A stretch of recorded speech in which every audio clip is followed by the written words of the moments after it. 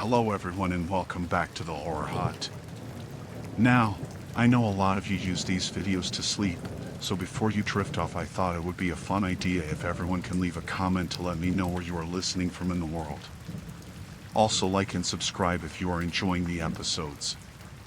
Right, let's get comfy and relax and let's begin. I had just settled in for the night, a typical late evening in my small New York City apartment. I was tired, ready to relax after a long day at work. The city noises outside were the usual: sirens, distant chatter, and the hum of traffic. I was used to it.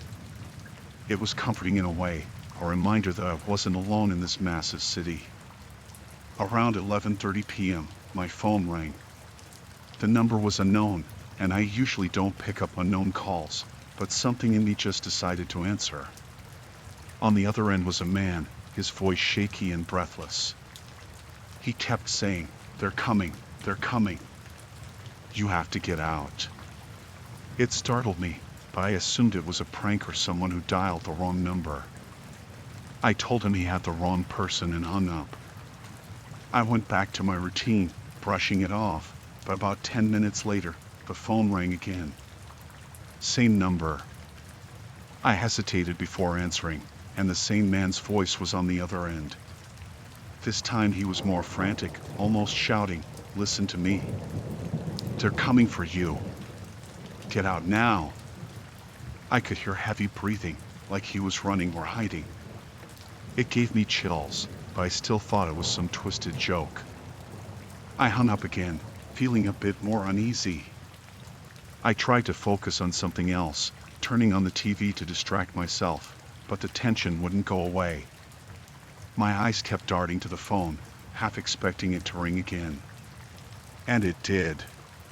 The third call came about 15 minutes later, but this time I didn't answer. I let it go to voicemail. The ringing stopped, but then a minute later, my phone buzzed with a new voicemail notification. I hesitated, then played it. The message was short, but the fear in his voice was unmistakable. "They're there. You don't have much time. They're coming up. Hide." My heart started pounding. It wasn't funny anymore. It felt real, too real. I stood up, looking around my apartment, trying to shake off the anxiety that was gripping me. I was alone, but now I felt exposed, vulnerable. I walked to my front door and checked the locks, then double-checked them. As I stood there, my phone rang again, and my stomach dropped. I didn't want to answer it, but something made me pick it up. Before I could say anything, I heard noises in the background, a door creaking, footsteps, and then a whisper. "They're almost there." The call ended abruptly. I felt a sudden, overwhelming urge to check the peephole in my door. I leaned in, trying to keep my breathing steady. I didn't see anything at first, just the empty hallway. But then, faintly, I heard footsteps. They were slow and deliberate, coming closer. I froze, listening as they got louder, stopping right outside my door. I didn't dare look again. The footsteps stopped, and everything went quiet. Too quiet. I backed away from the door, moving slowly, trying not to make a sound. My apartment was small, nowhere to really hide. I could feel my pulse racing, my mind spinning, trying to figure out what to do. I grabbed a kitchen knife, the only thing that made me feel a little safer. I moved to the corner of my living room, where I had a slight view of the front door but could stay hidden in the shadows. I waited, gripping the knife so tightly my hand started to hurt. The silence was suffocating, every little creak in the building making me jump. I kept telling myself it was just a prank, that nobody was really out there. Then, I heard it, a soft, almost inaudible scraping at the door. Someone was trying to pick the lock. My blood ran cold. It wasn't a joke. I knew it now. I held my breath, staying as still as possible. The scraping stopped, and the door handle jiggled slightly. I watched in terror as the handle slowly turned, but thankfully, the deadbolt held. Whoever was out there didn't give up. They tried again, this time with more force, but the door didn't budge. I could hear them muttering something, but the words were too muffled to make out. My heart was pounding so hard I thought it would give me away. I kept praying they'd go away. Then, to my horror, I heard a second set of footsteps in the hallway, followed by a hushed conversation between the two intruders. Panic surged through me. There was more than one of them. I felt trapped, with nowhere to go. I wanted to scream, to call for help, but I was too terrified to make a sound. The door rattled again, harder this time, like they were trying to break it down. I heard one of them say, "We need to be quick." I knew I didn't have much time. I had to do something. I remembered the fire escape outside my bedroom window. It was a long shot, but it was my only option. Moving as quietly as I could, I backed away from the living room and into the bedroom. I tried to keep my movements slow, but I was shaking so much it was hard to stay calm. I reached the window and carefully lifted it, praying it wouldn't make any noise. The door in the living room made a loud crack as they forced it open. They were inside. I could hear them moving around, whispering to each other. I knew they'd find me any second. I climbed out onto the fire escape, nearly dropping the knife in my rush. The cold air hit me, but I didn't care. I just wanted to get as far away from that apartment as possible. I started climbing down the metal stairs, my heart in my throat. I was halfway down when I heard them in the bedroom. I moved faster, not caring if they heard me now. I just needed to get away. As I reached the ground, I glanced up and saw them leaning out of the window, looking down at me. For a moment, our eyes met, and I saw the cold determination in their faces. They didn't say anything, just watched as I ran. I didn't stop running until I reached the nearest street with people. I finally called the police, barely able to get the words out. They came quickly, but by the time we got back to my apartment, the intruders were gone. The door was smashed, and my apartment had been ransacked, but nothing was stolen. They hadn't been there to rob me. They were there for me. The police took my statement, but there wasn't much they could do. They never found the men, and I never figured out who the caller was or how they knew what was happening.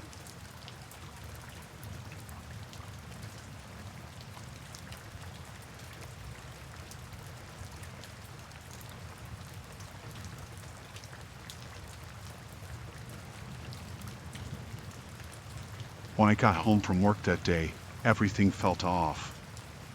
I couldn't put my finger on it at first, but there was something about the house that just didn't seem right. I walked into the kitchen to put down my bag, and I noticed my favorite mug wasn't where I usually kept it. I always put it in the same spot on the middle shelf, but there it was on the top shelf. I brushed it off, thinking maybe I had just put it there without realizing it.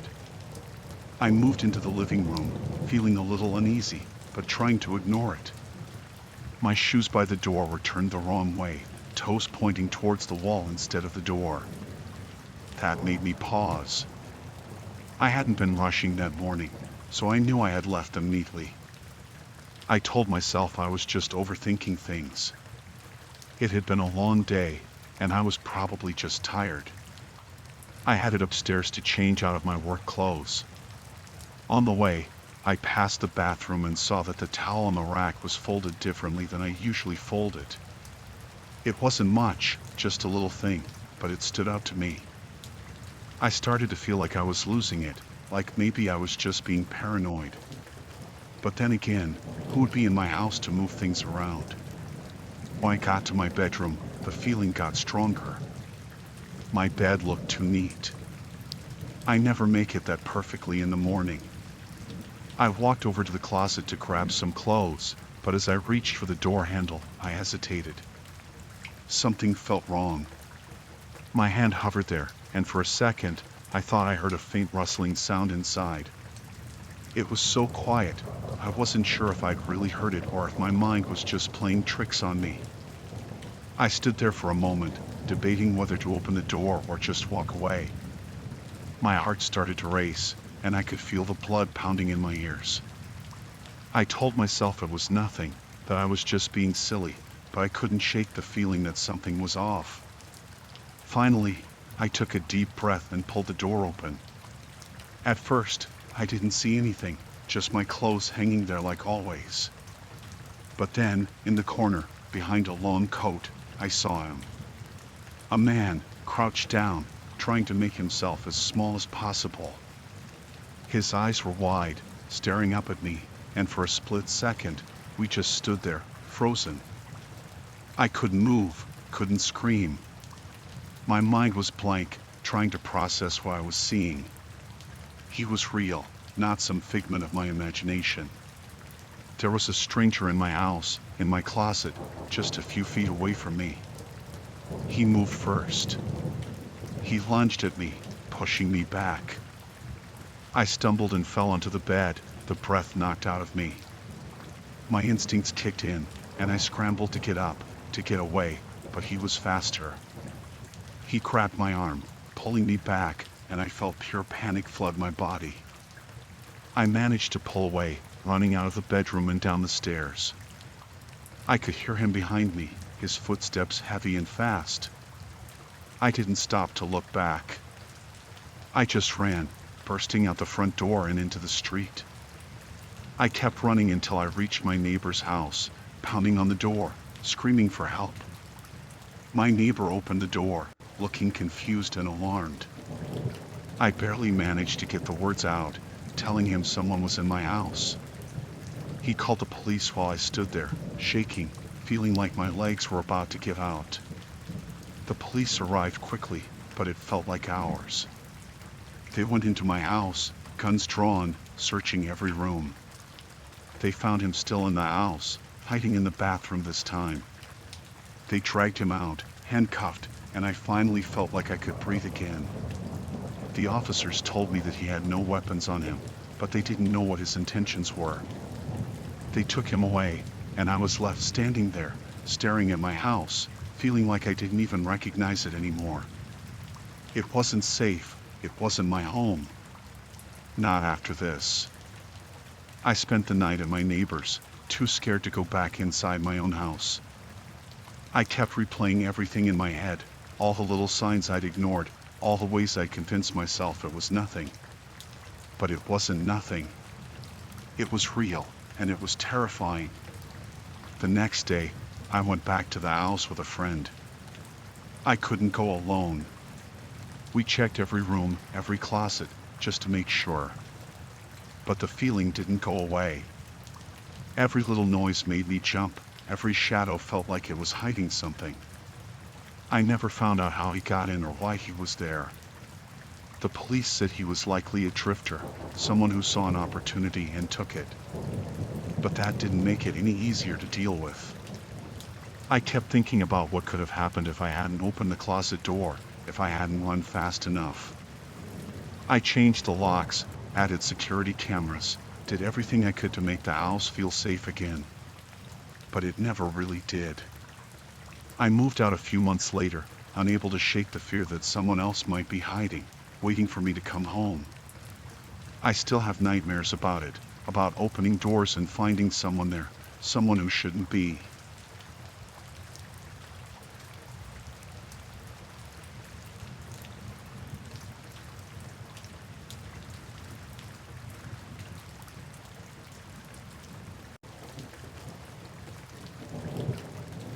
I was on a long drive through Nebraska, just trying to make it to the next town before dark.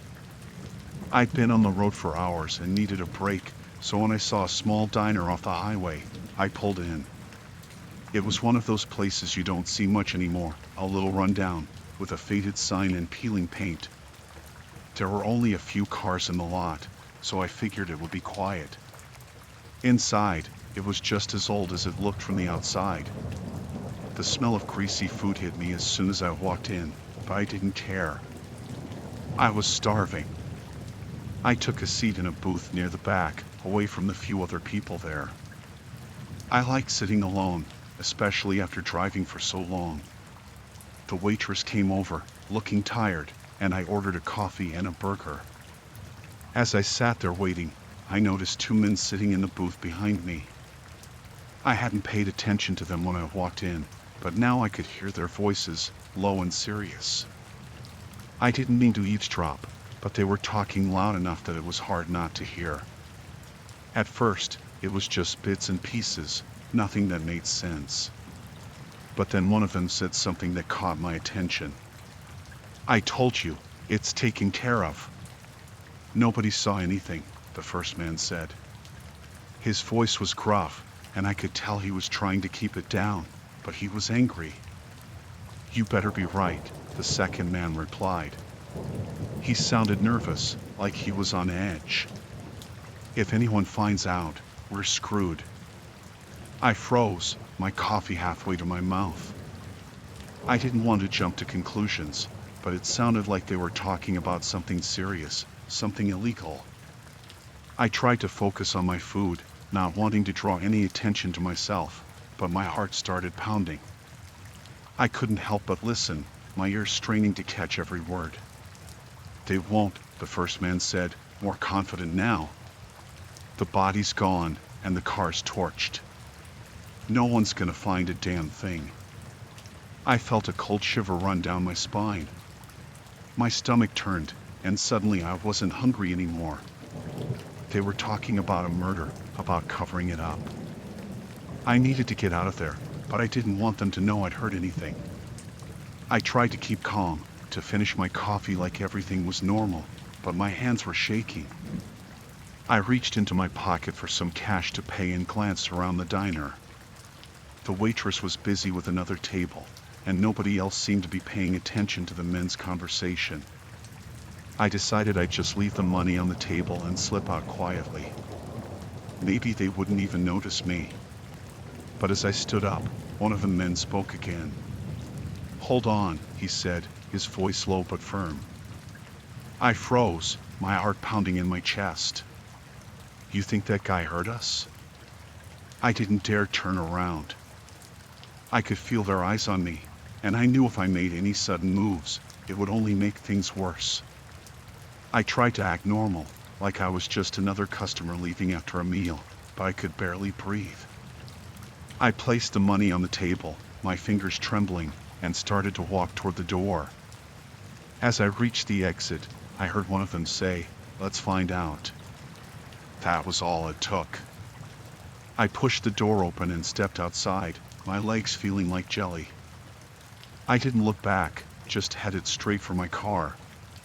My hands were shaking so badly, I fumbled with the keys, dropping them on the ground. I bent down to pick them up, and that's when I heard the door to the diner swing open behind me. I glanced over my shoulder and saw them stepping out into the parking lot. They were watching me, their faces hard and unfriendly. Panic surged through me, and I finally managed to get the key into the lock. I yanked the door open and jumped inside, slamming it shut behind me. My fingers were shaking so much, I could barely get the key into the ignition. I stole another glance at the men. They were walking toward my car, slowly but deliberately, like they had all the time in the world. I finally got the engine started and threw the car into reverse, my tires squealing as I backed out of the space. I didn't care if I hit something, I just needed to get out of there. As I pulled out onto the highway, I looked in the rearview mirror. The two men were standing in the parking lot, watching me drive away. I could see the anger in their faces, and I knew I wasn't safe yet. I floored the gas pedal, the engine roaring as I sped down the road, my heart racing faster than the car. I kept checking the mirror, half expecting to see them following me, but the road was empty. Still, I didn't slow down. I drove for miles, not even knowing where I was going, just trying to put as much distance between me and that diner as possible. My mind was racing, trying to make sense of what I'd heard, what I'd almost gotten myself caught up in. When I finally pulled over, It was at a rest stop far from the diner. I was shaking all over, the adrenaline still pumping through my veins. I sat there in the car, trying to catch my breath, trying to calm down, but it was like the fear had taken hold of me and wouldn't let go. I kept thinking about those men, about what they'd said. They were dangerous, and I had no doubt they would have done something to me if I'd stayed any longer. I couldn't get their faces out of my head, the cold look in their eyes as they watched me leave. I didn't sleep that night. I drove until the sun came up, stopping only when I was too tired to keep my eyes open. Even then, I couldn't rest. Every sound made me jump, every shadow looked like someone coming to get me. It was only when I was far away, in another state, that I finally started to feel a little safer. But the fear didn't go away. It stayed with me, a constant reminder of how close I'd come to something terrible. I didn't tell anyone what happened. I couldn't. Who would believe me? Now, every time I pass a small diner on the side of the road, I think about that night. About what I heard, and how close I came to never leaving that place.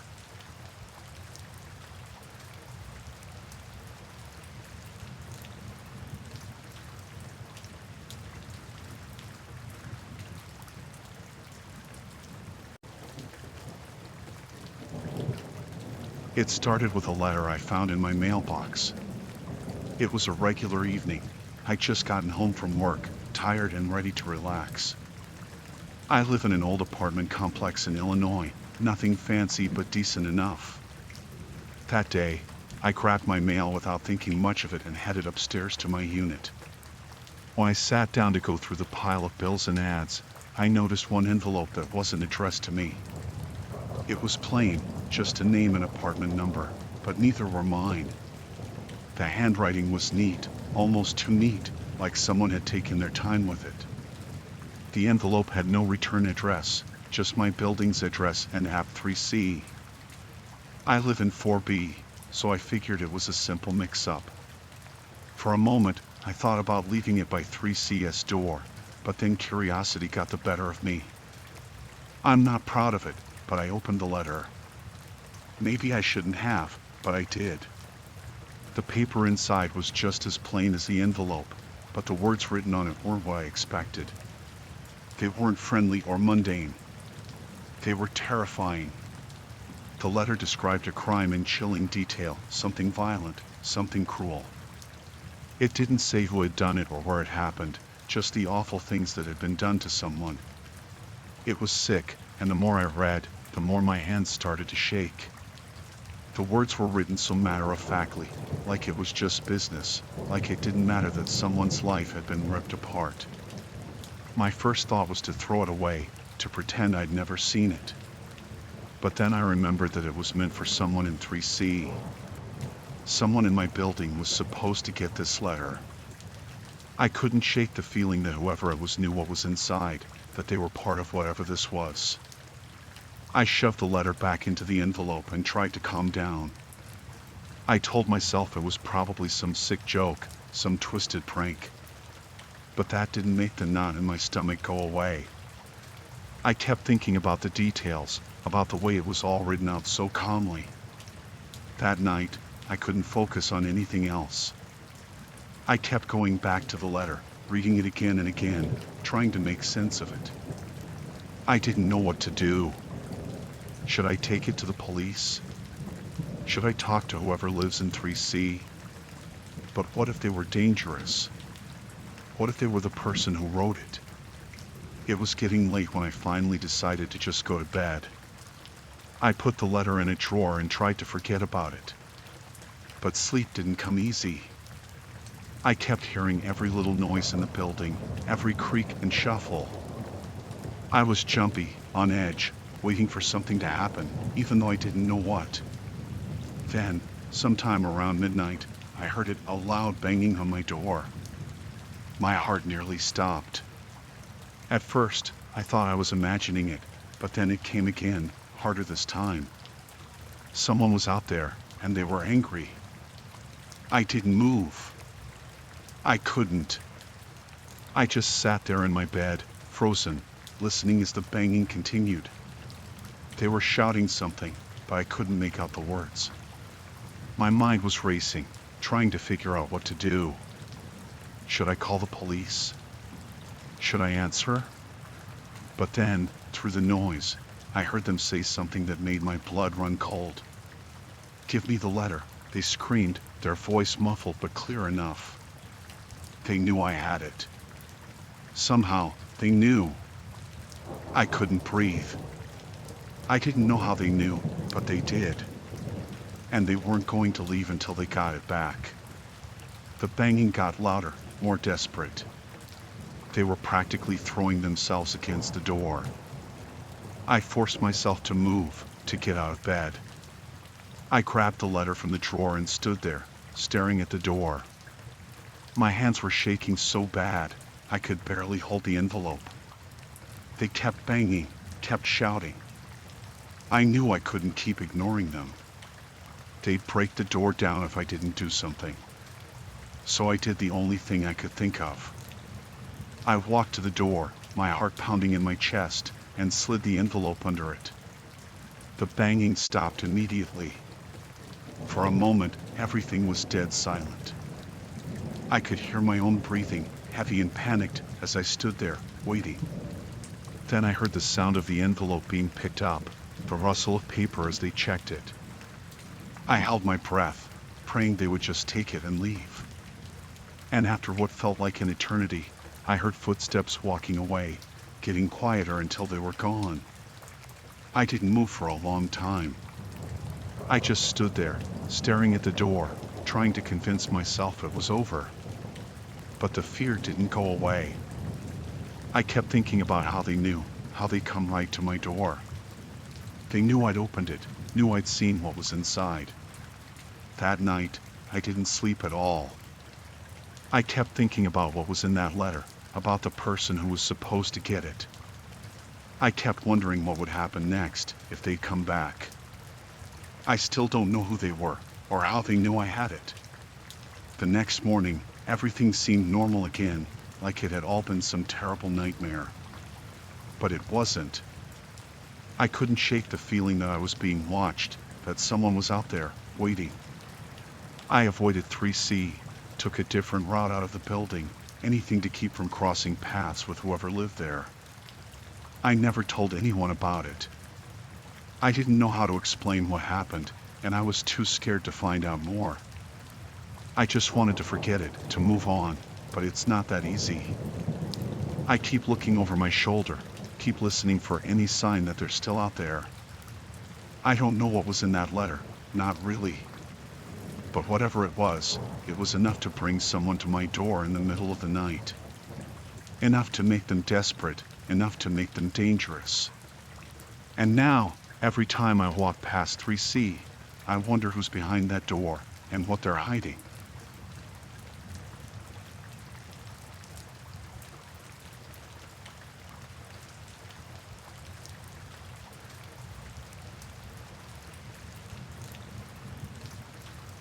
I first noticed something was off about my new neighbor about a week after he moved in. I live in a pretty quiet suburban neighborhood in Texas, where everyone minds their own business but waves when you pass by. The house next door had been empty for months, so when a moving truck finally pulled up, I was curious. But I never actually saw the new guy move in. One day the truck was there, the next day it was gone, and his car was in the driveway. At first, nothing seemed too weird. I'd see him come and go, but only late at night. He drove an old, beat-up sedan and always wore a hat pulled low over his face. I figured he just worked night shifts or something. But then I started seeing him in the backyard at odd hours, like 2 or 3 in the morning. He was digging deep into the dirt, and then covering whatever he was digging with a tarp. That was strange enough. But then I noticed he covered all the windows of his house with black plastic. Every single window. It wasn't like he was just trying to block out the sun. It was like he didn't want anyone to see inside. That's when I started getting a bad feeling about the whole thing. A few days later, I decided to get a closer look. I don't know what I was expecting to find, but the curiosity was eating at me. It wasn't like me to pry into someone else's business, but something about this guy just felt wrong. I waited until it was dark, figuring it'd be easier to sneak around without getting caught. I stepped out into my backyard, staying close to the fence that separated our properties. The night was quiet, the air heavy and still. I could see his house clearly, and sure enough, there he was again, out in the backyard, digging away under the dim light of a single bulb hanging from his porch. I crouched down behind some bushes and watched him for a while. The longer I watched, the more I realized just how methodical he was. He wasn't just digging random holes, he was measuring the space, making sure everything was exact. And he never looked around, never seemed to check if anyone was watching. It was like he was completely focused on whatever he was doing. When he finally finished, he stood there for a moment, just staring at the hole. Then he started dragging something out of his garage, something long and wrapped in a tarp. My heart started pounding as I realized it was the size of a body. He moved slowly, carefully, lowering the wrapped object into the hole before covering it with dirt. I don't know how long I stayed crouched behind those bushes, but it felt like forever. My mind was racing, trying to make sense of what I'd just seen. I knew I should call the police, but something made me stay put, watching, waiting to see what he'd do next. After he finished burying whatever it was, he wiped his hands on his pants and headed back into the house. I waited a few minutes before standing up, my legs stiff from crouching so long. I felt a strange pull, an urge to check the spot he'd just covered up. I knew it was a bad idea, but I couldn't stop myself. I climbed over the fence as quietly as I could, landing softly in his backyard. The dirt was freshly turned, easy to dig through. I started scraping it away with my hands, my heart pounding harder with every handful of dirt I moved. I didn't know what I was expecting to find, but I couldn't shake the feeling that it was something terrible. As I dug, I kept glancing back at the house, half expecting him to come out and catch me. But the house stayed dark and silent. I dug faster, the dirt flying around me, until my hands hit something solid, a tarp, just like the one I'd seen him drag out of the garage. My breath caught in my throat. I hesitated, then slowly peeled back the tarp, my fingers trembling. But just as I started to see what was underneath, I heard a creak behind me. I whipped around, and there he was, standing at the back door, watching me. His face was in shadow, but I could see the glint of his eyes under the brim of his hat. He didn't say anything, just stood there, staring at me. My heart was racing so fast, I thought it might explode. I scrambled to my feet, not even bothering to cover the tarp back up, and bolted for the fence. I don't think I've ever run that fast in my life. I was over the fence and back in my yard in seconds, but I didn't stop. I ran straight into my house, locking the door behind me. I stood there in the dark, trying to catch my breath, my mind spinning. What the hell had I just seen? And why hadn't he stopped me? I peeked out the window, but his yard was dark. The light was off, and there was no sign of him. I didn't sleep that night. I couldn't stop thinking about the hole, the tarp, the way he just stood there, watching me. I wanted to call the police, but I was too scared. What if they didn't believe me? What if he came after me if he found out I'd reported him? The next morning, I tried to act normal, but I couldn't shake the feeling that I was being watched. Every time I looked out the window, I expected to see him standing there, staring back at me. But he was never there. I went to work, tried to focus on my job, but all I could think about was what I'd seen. When I got home that evening, his car was gone. The house was dark, just like it had been the night before. I waited, watching from my window, but he didn't come back. Days passed, and there was no sign of him. The bad feeling in my gut only got worse. One night, a few days later, I finally worked up the nerve to call the police. I told them everything about the digging, the tarp, the way he just stood there watching me. They sent someone over to check it out, but by the time they got there, it was too late. The backyard was empty. The hole had been filled in, the dirt smoothed over like nothing had ever happened. They knocked on his door, but there was no answer. The house was empty. They went inside, but they didn't find anything. No signs of a struggle, no evidence of a crime. Just an empty house with black plastic covering the windows. They told me there wasn't much they could do. Without any proof, it was just my word against nothing. They said they'd keep an eye out, but I could tell they didn't really believe me. After the police left, I couldn't stay in that house anymore. I left, crashing at a friend's place for a while. I kept thinking about the way he'd watched me, the way he knew I was there, digging up whatever he buried. I never found out what was in that hole, or where my neighbor went. The house stayed empty after that, eventually going up for sale. But I couldn't go back, not after what I'd seen. I moved out of that neighborhood, out of that town, trying to put as much distance between me and that place as I could.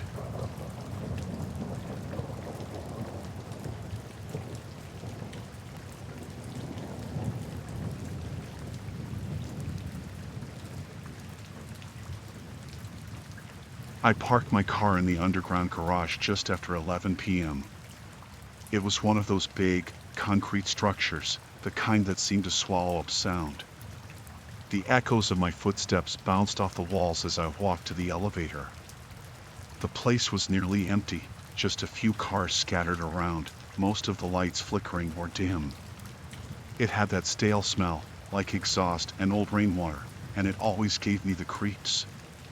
But it was Seattle, and finding parking on the street that late was impossible, so I didn't have much choice.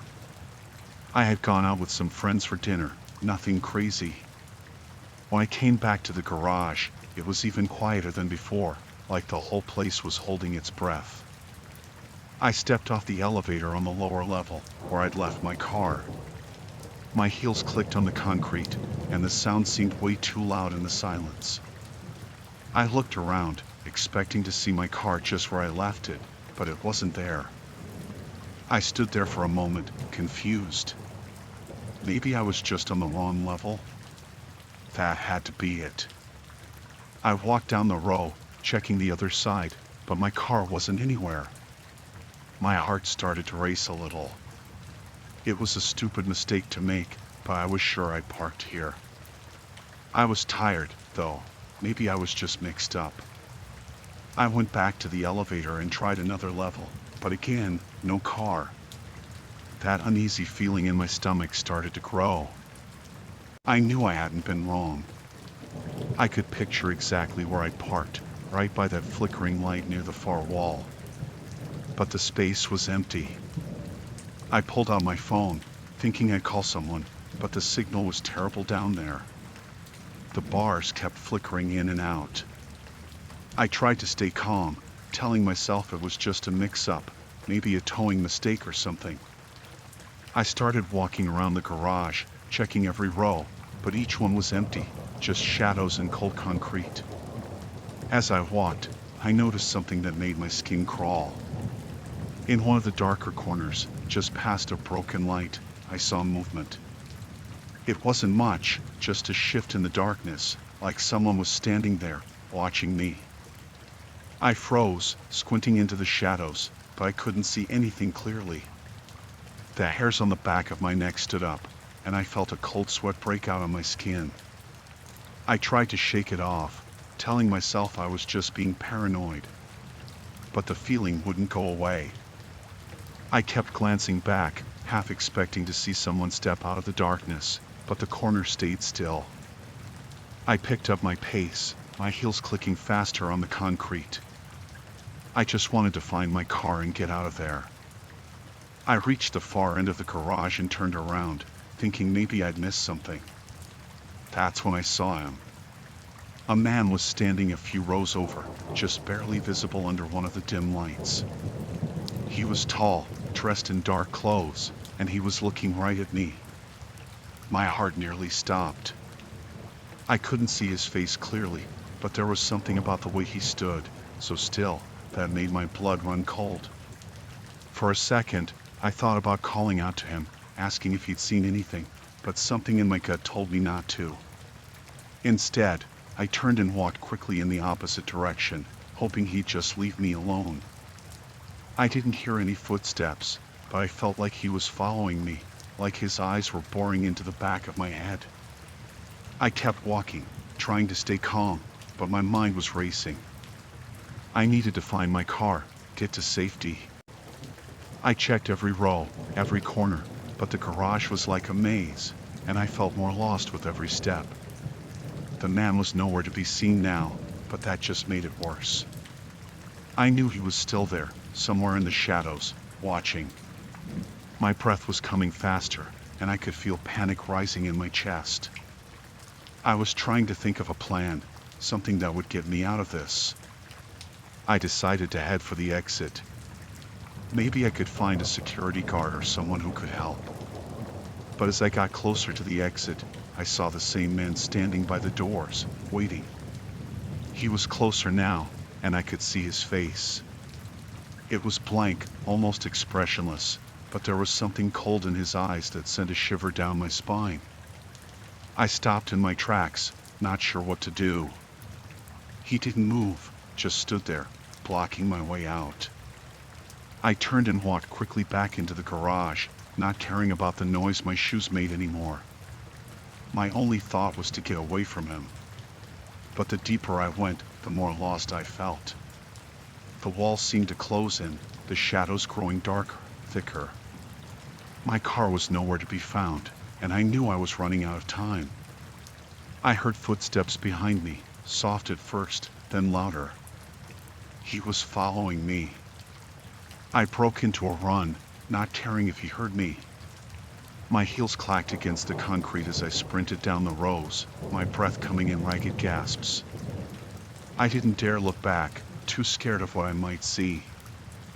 I rounded a corner, trying to put as much distance between us as possible, but the footsteps were getting closer. My chest was tight, panic gripping me hard. I knew I couldn't keep running forever. I had to find a way out, something to hide behind, anything. Suddenly, I saw a maintenance door slightly ajar at the end of the row. I sprinted toward it, yanking it open and slipping inside just as the footsteps rounded the corner behind me. I shut the door as quietly as I could, pressing my back against it and holding my breath. I was in a small, dark room filled with cleaning supplies and tools. The air was thick with the smell of chemicals.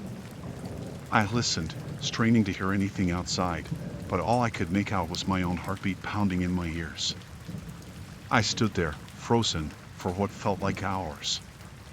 Every sound made me jump, every creak of the building convincing me that he was right outside. I didn't know if he'd seen me, if he was waiting for me to come out, or if he'd moved on. But I couldn't stay there forever. Slowly, I inched the door open just a crack, peeking out into the garage. It was empty, the rows stretching out in eerie silence. I didn't see him, but that didn't make me feel any safer. I slipped out of the room, staying low, and started moving toward the nearest exit. My car was gone. I knew that now. Maybe it had been stolen, maybe towed, or maybe something else entirely. But I couldn't worry about that anymore. I just needed to get out of there. As I approached the exit again, I scanned the area, my heart in my throat. I didn't see him, and the doors were in sight, just a few more steps. I forced myself to keep moving, even though every instinct screamed at me to run. Just as I reached the doors, I heard a sound behind me, a soft, slow scrape of a shoe against concrete. I didn't turn around. I couldn't. I pushed through the doors and into the stairwell, practically leaping down the steps two at a time. I could hear him now, right behind me, the sound of his footsteps echoing in the stairwell. I burst out onto the street, the cool night air hitting me like a shock. I didn't stop running until I was several blocks away, surrounded by the lights and noise of the city. Only then did I look back, but the street was empty, no sign of him anywhere. I found a cab and got in, shaking all over. As we pulled away, I couldn't help but look back at the garage, half expecting to see him standing in the doorway, watching me leave. But there was nothing.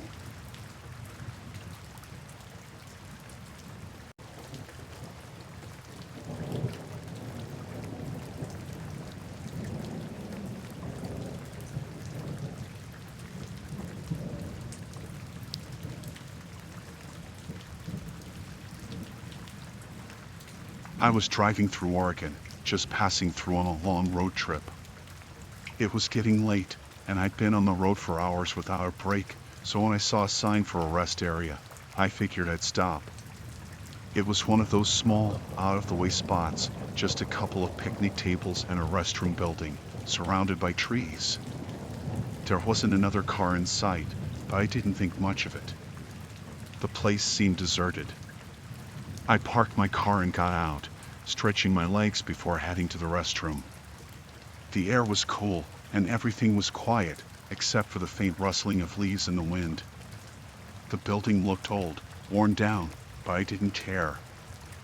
I just needed to use the bathroom and get back on the road.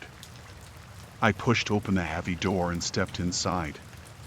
It was dimly lit, the fluorescent lights flickering every few seconds. The smell of old, stale air hit me as I walked further in, my footsteps echoing off the tile floor. There were a few stalls on one side and a row of sinks on the other. It was completely empty. I picked a stall near the back, not really paying attention to anything else. I just wanted to get in and out as fast as possible. The door creaked as I shut it behind me, and I could hear the faint sound of the wind outside, whistling through the cracks in the walls. I finished up and flushed, then went to open the stall door, but it wouldn't budge.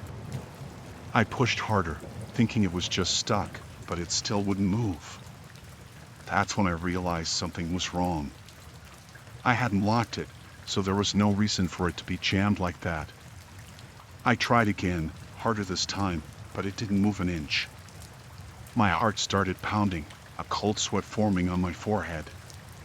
I took a deep breath and tried to stay calm. Maybe the door was just old, maybe it was swollen or something. But no matter how hard I pushed, it wouldn't give. Panic started to creep in, but I told myself to relax.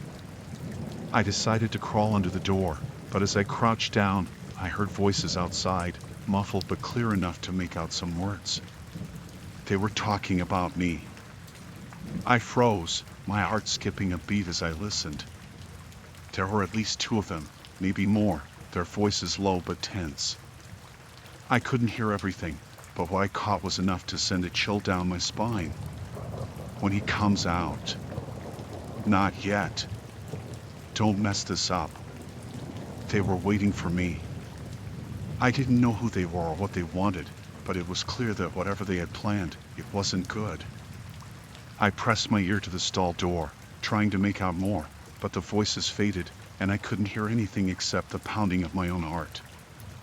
I looked around the stall, desperate for a way out. The window was too high and too small to crawl through, and the door was still jammed tight. My mind raced as I tried to think of something, anything, that could help me.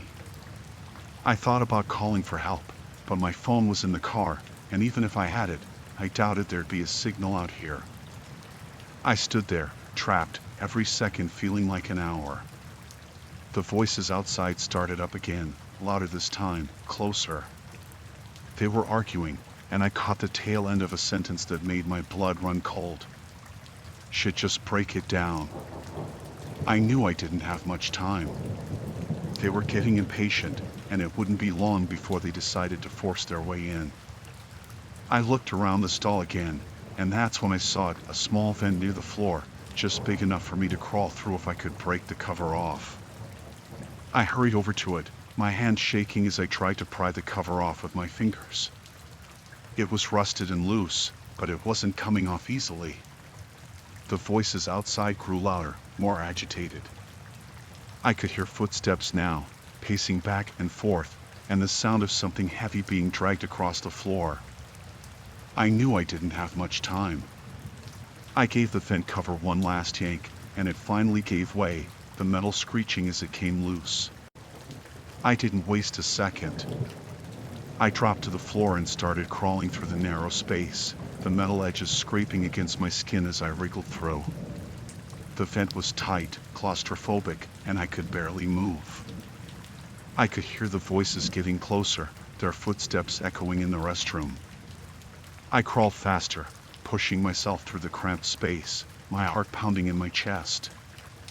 I didn't know where the vent led, but anywhere was better than where I was. Just as I made it to the other side, I heard a loud crash behind me, the sound of the stall door being kicked open. They were in the restroom now, just a few feet away, but I didn't stop. I crawled out of the vent and found myself in a small maintenance room, dark and cluttered with old cleaning supplies. I didn't have time to think. I spotted a door on the other side of the room and made a break for it, my hands trembling as I fumbled with the handle.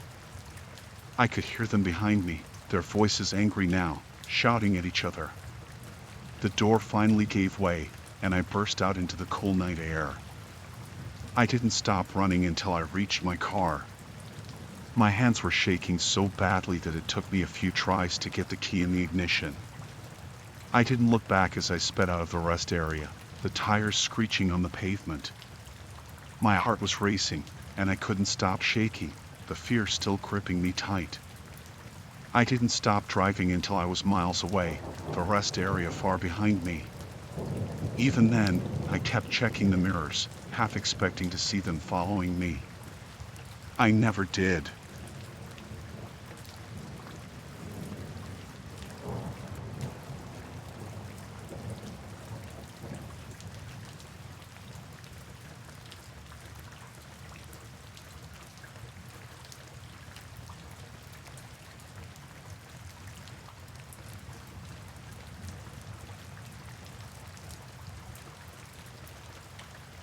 I rented a cabin in Vermont for the weekend, hoping to get some peace and quiet away from everything.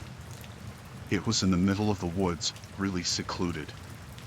When I got there, it looked just like the pictures, small but cozy, with a big fireplace and windows that let in a lot of light. It was supposed to be a perfect little escape. The first day was nice. I settled in, made myself some coffee, and read a book by the fire. The only sounds were the crackling of the fire and the wind outside. It felt like I was the only person in the world. That night, I went to bed early. The bed was comfortable, and the cabin was warm, but I couldn't sleep right away. I kept hearing noises outside. At first, I thought it was just the wind or maybe some animals moving around. The woods were full of life, after all. But the noises were strange, slow, deliberate, like footsteps. I tried to tell myself it was just a deer or something like that, but it was hard to ignore. I finally fell asleep after convincing myself I was being silly. The next morning, I felt a little embarrassed about how nervous I'd been. I made breakfast and decided to take a walk around the property to clear my head. The air was crisp, and everything was so quiet. It was like the world was on mute. But as I walked around, I noticed something that made my stomach drop. There were muddy footprints leading up to the cabin. They weren't mine. I hadn't been out in the mud since I arrived, and these prints were fresh. They led right up to the back door and stopped there. I stared at them for a while, my mind racing, trying to figure out how they got there. I couldn't shake the feeling that someone had been outside last night, right up against the cabin.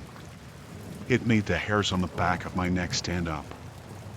I went back inside, locking the door behind me. I tried to stay calm, telling myself there had to be a reasonable explanation. Maybe a hiker got lost or something, but I hadn't seen a single person since I arrived. I decided not to let it ruin my day. I tried to relax, but every little noise outside made me jumpy. That night, the noises started again. It was the same slow, steady sound of footsteps. I listened from bed, my heart pounding in my chest. They were closer this time, right outside the cabin. I couldn't bring myself to look out the window. I was too scared of what I might see. I just lay there, staring at the ceiling, praying it would stop. Eventually, it did, but I couldn't sleep after that. I kept thinking about those footprints and how close they were to my door. I felt like I was being watched.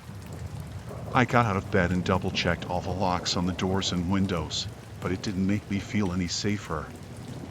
I ended up sitting by the fireplace, trying to keep my mind off it, but the uneasy feeling wouldn't go away. In the morning, I decided to leave the cabin for a while, thinking I might feel better if I got out and did something. I drove into town, trying to convince myself it was all in my head. I grabbed some lunch, wandered around a few shops, and tried to enjoy the day, but I couldn't shake the feeling that something was wrong. I kept looking over my shoulder, feeling like someone was following me, but whenever I turned around, no one was there. When I got back to the cabin, I saw something that made my blood run cold. There were more footprints, fresh ones, leading from the woods to my bedroom window. They were the same size as the ones I'd seen before, deep and clear in the mud. Whoever it was, they had been standing right outside my window, looking in while I wasn't there. I was terrified. I didn't know what to do. My first thought was to leave, but it was getting dark, and the idea of driving through the woods at night alone scared me just as much. I decided to stay in the cabin, but I kept all the lights on, every door and window locked tight. I grabbed a kitchen knife and kept it with me, just in case. I was so on edge, jumping at every little sound. That night, I didn't even try to sleep. I sat on the couch, listening, waiting. The footsteps came again, slow and steady, circling the cabin. I could hear them moving around, stopping every so often, like they were trying to find a way in. I held the knife tight, my hands shaking. I didn't know what they wanted or who they were, but I knew I wasn't alone. At one point, the footsteps stopped right outside the back door. I held my breath, waiting for something to happen, but it was just silence. Long, heavy silence. Then, the doorknob started to turn, slowly, as if someone was testing to see if it was locked. My heart felt like it was going to explode out of my chest. I wanted to scream, but I didn't make a sound. The doorknob rattled for a few more seconds, then stopped. I didn't hear anything after that. The footsteps were gone. But I knew they were still out there, somewhere in the dark, waiting. I stayed up all night, too scared to move, too scared to even look out the window. I kept imagining those muddy footprints and the person who left them, standing right outside, just waiting for me to make a mistake. When the sun finally came up, I grabbed my things and left the cabin as fast as I could. I didn't care about the rest of the weekend. I just wanted to get out of there.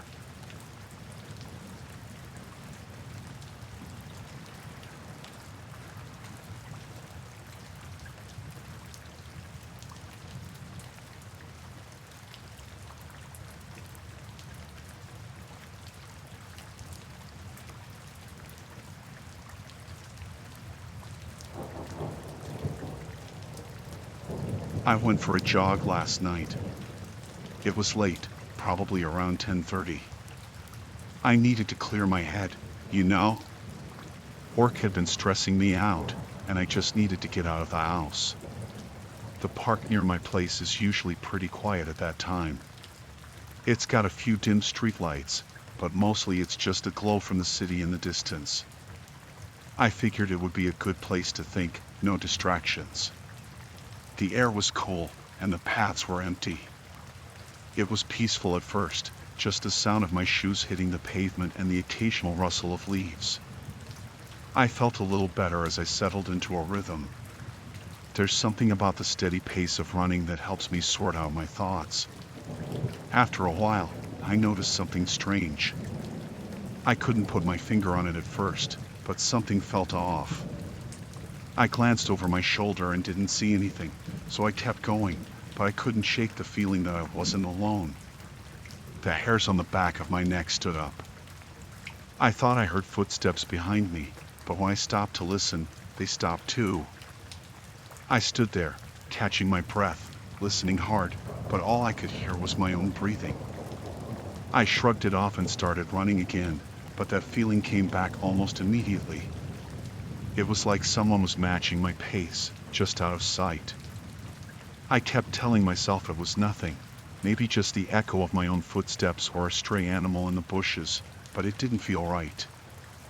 I decided to pick up the pace a little, just to see if I could shake it off. That's when I heard it for sure. Footsteps, clear as day, right behind me. They matched my speed, keeping perfect time with my own. My heart started to race, and I turned around, but there was no one there. Just empty park behind me. The path was lit by those old streetlights, casting long shadows, but I couldn't see anyone. I told myself I was being paranoid. Maybe it was just the wind or the echo of my footsteps bouncing off the trees. But then I heard it again, this time louder, like whoever it was had picked up speed too. I didn't look back again. I just started running faster. My legs were burning, but I didn't care. I just wanted to get out of there. I reached the edge of the park, where the path loops back toward the main road. I slowed down a bit, thinking maybe I had imagined the whole thing. But when I looked over my shoulder, I saw a figure in the distance, just at the edge of the light. They were standing still, watching me. I couldn't make out any details, just a dark shape, but I knew they had been following me. I panicked. I bolted for the road, my breath coming in short gasps. I could hear them running behind me, closing the distance. Whoever it was, they were fast. I didn't dare turn around again. I just kept my eyes on the streetlights ahead, praying I'd make it to the main road where there might be cars, or people, or anything that could help. I could hear them getting closer, their footsteps pounding on the pavement. They were right behind me. My legs were screaming, and I felt like I was going to collapse, but I kept going, pushing myself as hard as I could. I could almost feel them reaching out to grab me, and that terror pushed me even faster. Finally, I burst out of the park and onto the main road. There were cars driving by, and the sight of them felt like a lifeline. I stumbled to a stop, my chest heaving, looking around wildly for whoever had been chasing me.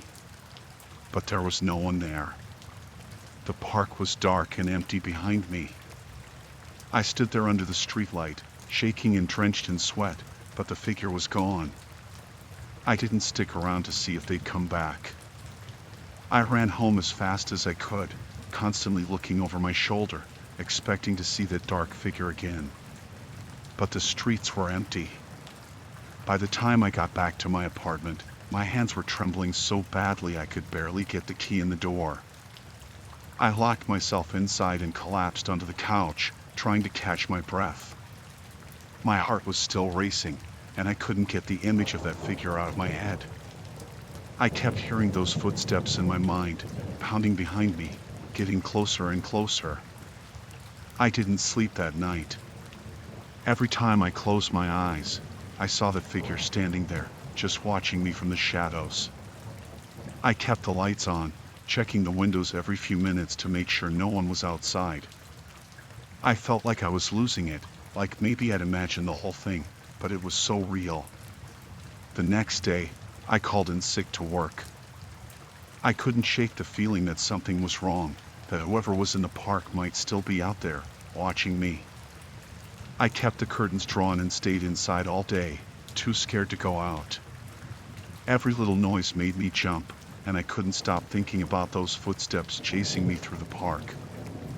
I haven't been back to that park since. I can't even walk by it without feeling that same panic rise up in my chest.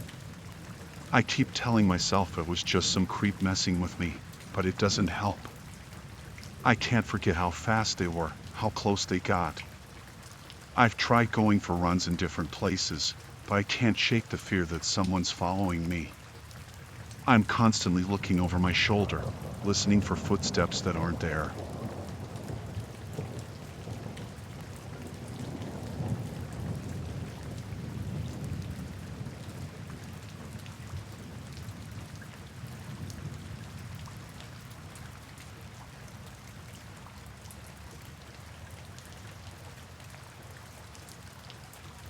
I got home from work around 7 p.m. that night.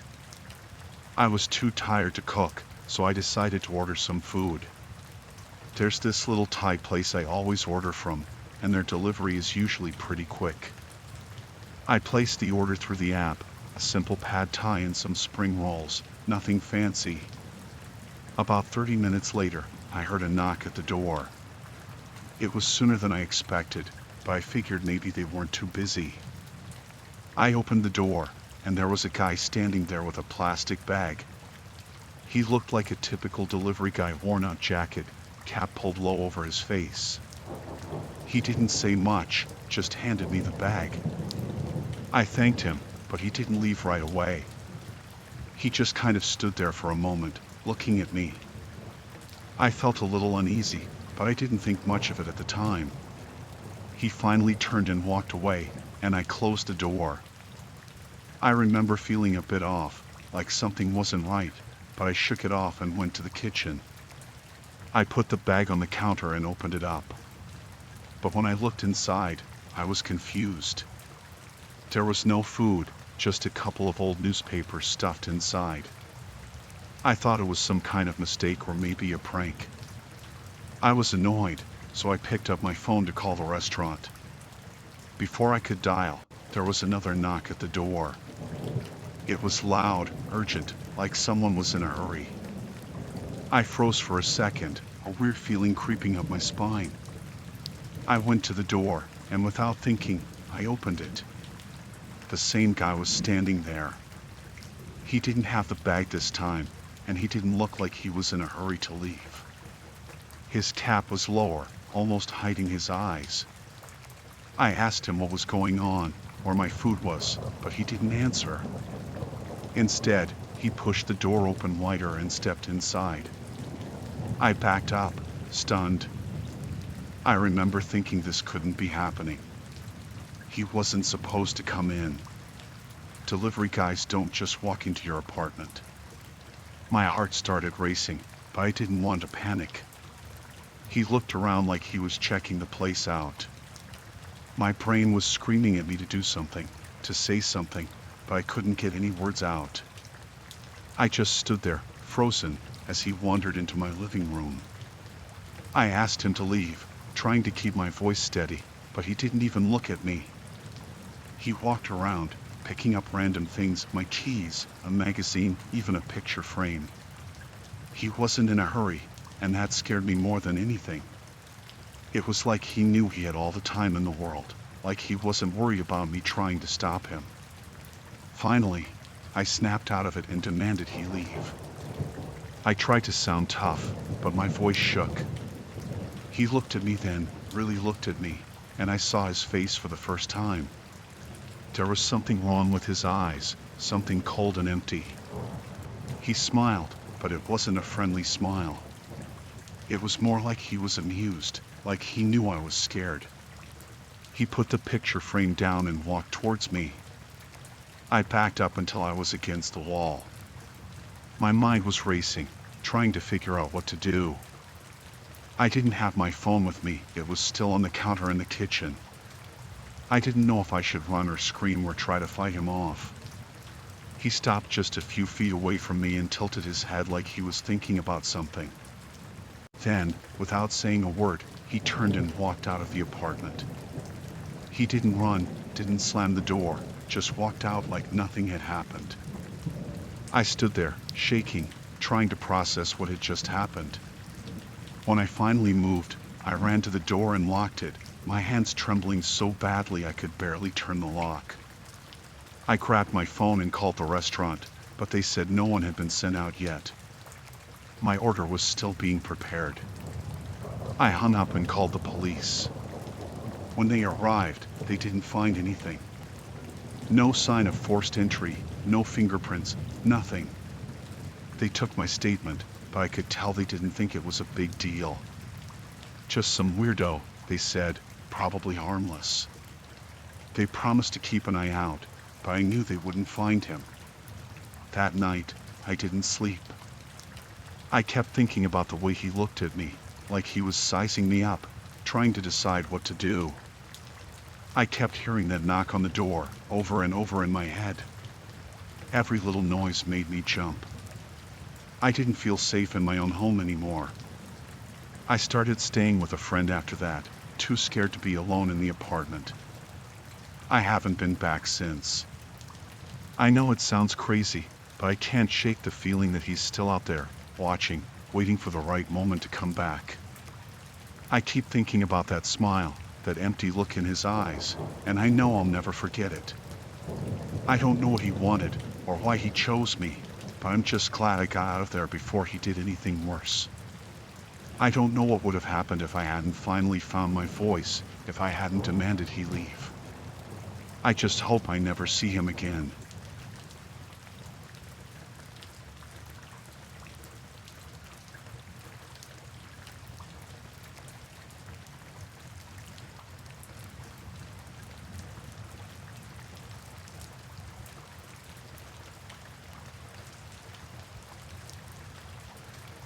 I was working late at the office one night. It was just after 9 p.m., and the building was mostly empty. I was finishing up a report that was due the next day. The office was eerily quiet, except for the hum of the air conditioning and the occasional clatter of a stray paper or two. When I finally wrapped up, I decided it was time to head home. I packed up my things and went to the elevator. I pressed the button and waited. The elevator arrived with a soft chime, and I stepped inside, glad to be heading home. Just as the doors were about to close, another man slipped in quickly. I glanced at him, and he seemed off. He was disheveled, like he'd been running or something. His clothes were wrinkled and a little dirty, and he had this wild look in his eyes. I tried to ignore him and just focused on the numbers lighting up as the elevator started to move. The elevator jolted suddenly, and the lights flickered. I felt a small rush of panic as the lights went out completely for a few seconds. When they came back on, I noticed something that made my blood run cold. The man's hands were smeared with what looked like blood. It wasn't just a small amount either, it was a lot. My mind raced. I wanted to say something, to ask if he was okay, but I couldn't find the words. I just stood there, trying to stay calm. The man seemed to sense my unease. He looked at me with these wide, unblinking eyes, and I could see the fear in his expression. It was like he was trapped in his own world, unable to focus on anything else. The elevator stopped moving, and the lights flickered again. I could hear the faint buzzing of the emergency light above us. The man took a deep breath, and I noticed his hands were shaking. He glanced around the elevator, then back at me, as if he was trying to make sense of something. Is something wrong? I finally managed to ask, trying to keep my voice steady. My throat felt dry, and my heart was pounding in my chest. He didn't answer right away. He just stared at me, and I could see his eyes darting around, like he was trying to remember something. The silence in the elevator was deafening. I wanted to press the emergency button, but my hands felt like lead. After what felt like an eternity, he spoke. "They're coming," he said, his voice trembling. "They're going to find me." I didn't understand what he meant. "Who's coming?" I asked, my voice barely a whisper. I could see the fear in his eyes, and it made me even more nervous. He didn't answer. Instead, he started pacing back and forth in the small space. His hands, still covered in blood, were swinging wildly. Every now and then, He would stop and stare at the elevator doors as if he was expecting them to open at any moment. I tried to stay as far away from him as possible. My mind was racing, trying to come up with a plan. The thought of what he might have done or who might be after him sent chills down my spine. I didn't know what to do, but I knew I needed to stay calm and avoid provoking him. The elevator jolted again, and the lights flickered more violently this time. I heard a faint thud from somewhere above, and the elevator stopped moving. My heart was racing, and I felt a wave of panic wash over me. I tried to press the emergency button, but it didn't seem to be working. The man's breathing grew heavier, more erratic. He seemed to be having some kind of breakdown. I could see his eyes darting around the elevator, and he was muttering to himself. I couldn't make out what he was saying, but the tone was desperate and frantic. I knew I needed to get out of there, but the elevator wasn't moving. I looked around, trying to find something that could help. The emergency phone in the elevator was out of order. I felt completely trapped. The thought of being stuck in there with someone who might be dangerous was terrifying. Suddenly, the man stopped pacing and turned to me. His eyes were wide, and he looked like he was about to say something, but then he just slumped against the wall. He slid down to the floor, his back against the elevator wall. His breathing was heavy, and he seemed exhausted. I took a deep breath, trying to steady myself. I waited for what felt like an eternity before I heard the faint sound of rescue workers talking outside the elevator shaft. I could barely hear them, but the sound gave me a glimmer of hope. Eventually, the elevator doors started to open slowly. The light from the hallway poured in, and I saw a team of rescue workers in the doorway. They looked at the man on the floor and then at me. I could see the concern in their eyes. One of the workers stepped inside and checked on the man while another one helped me out of the elevator. They asked me questions, but I was too shaken to answer properly. I just pointed to the man and told them he needed help. They took over from there, carefully assessing the situation. The man was still sitting on the floor, his hands still smeared with blood. I couldn't tell if he was conscious or not. I felt a wave of relief as I was led out of the building. I later learned that the man was taken into custody and taken to the hospital. It turned out that he had been involved in a violent incident, and the blood on his hands was from that. The police handled everything from there. I still think about that night sometimes. The feeling of being trapped in the elevator with someone so unstable, not knowing what might happen next, it's something I can't forget.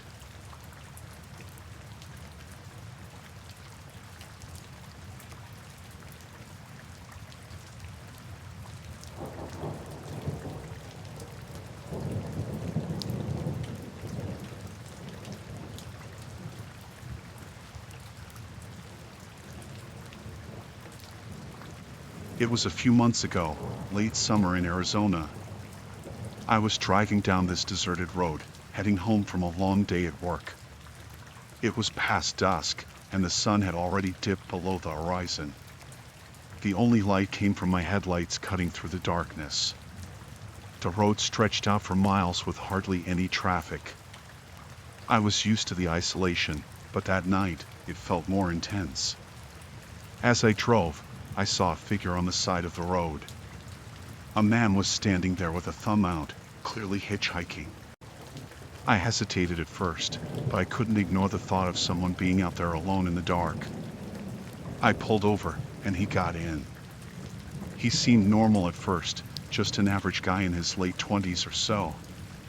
He introduced himself as Matt and said he was trying to get to a town a bit farther down the road. I agreed to give him a ride since it wasn't much out of my way. We chatted for a while. He talked about his trip and his plans, nothing out of the ordinary. The conversation was light and polite. But then, he started asking personal questions. Questions about my job, my family, where I was heading. At first, I thought he was just making small talk, trying to be friendly. As the conversation went on, his questions became more specific.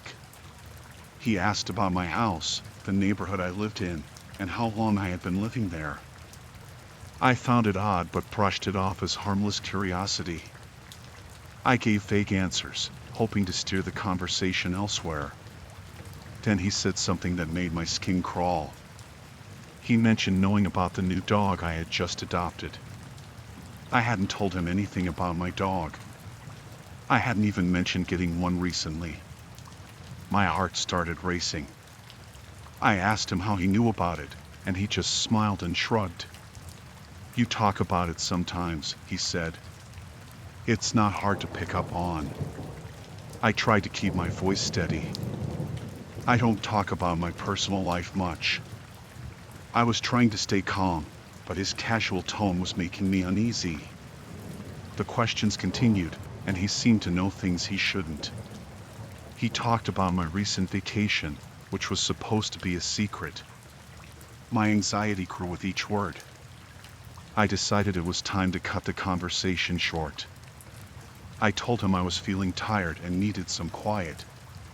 He didn't push further, but I could sense a change in his demeanor. He seemed to settle back into his seat, but the atmosphere in the car was tense. Suddenly, he asked, "Do you ever think about what might happen if you just disappeared?" The question came out of nowhere, and it sounded almost philosophical, but with a strange undertone. My gut told me something was seriously wrong. I tried to focus on the road, but my hands were gripping the steering wheel so tightly my knuckles turned white. I glanced at him from time to time, trying to gauge his mood. He was staring out the window, but his reflection in the glass showed a slight smile that made my stomach churn. My mind raced through various scenarios, each one more terrifying than the last. I considered stopping the car and asking him to leave, but the road was so isolated, and it felt dangerous to do so. I feared what might happen if I provoked him. Just when I thought I couldn't take the suspense anymore, we reached a small town.